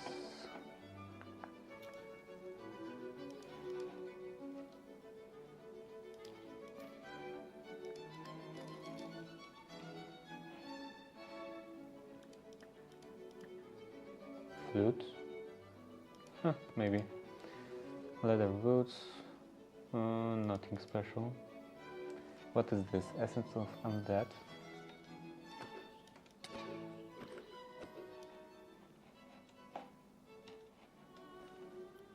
Guess that didn't work very well. Okay, some block living rock.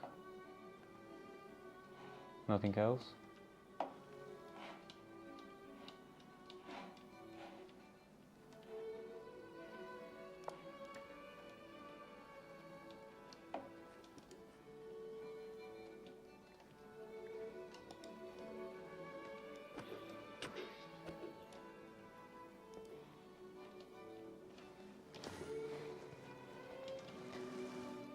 Okay, so this goes in here, this goes in here, this, and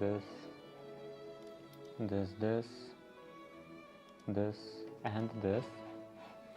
Now with this, I can do that, not this,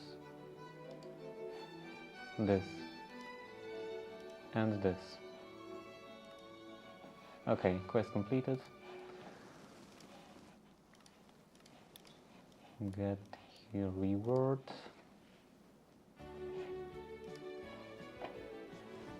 And then before actually activating that, I will end the stream. Current lunar event. Oh, Blood Moon. Great. Let's go underground. Underground, and then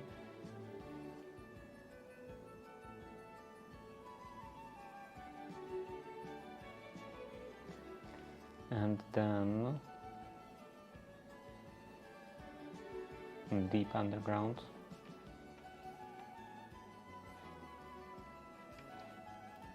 What's this? Warped spore shroom. Okay, anyway, before actually activating that, because I'm quite worried that I will fail again and I will have to collect all of those soul stars again, I want to make mob fan and make the entire setup with mobs pushed into one spot, so that I can actually reliably, the most important thing, and maybe also safely actually kill them. So yeah, I guess tomorrow, first thing when playing Minecraft, first thing I will make the mob fan and the upgrades, so to make the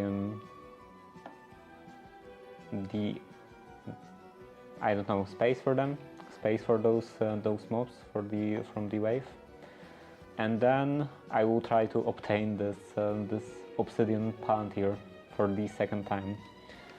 So yeah, that's it for today.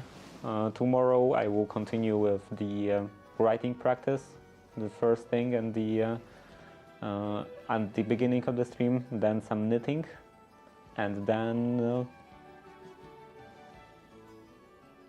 then probably Minecraft again, unless I will find something else to do. But anyway, that's it for today, and see you tomorrow. Bye.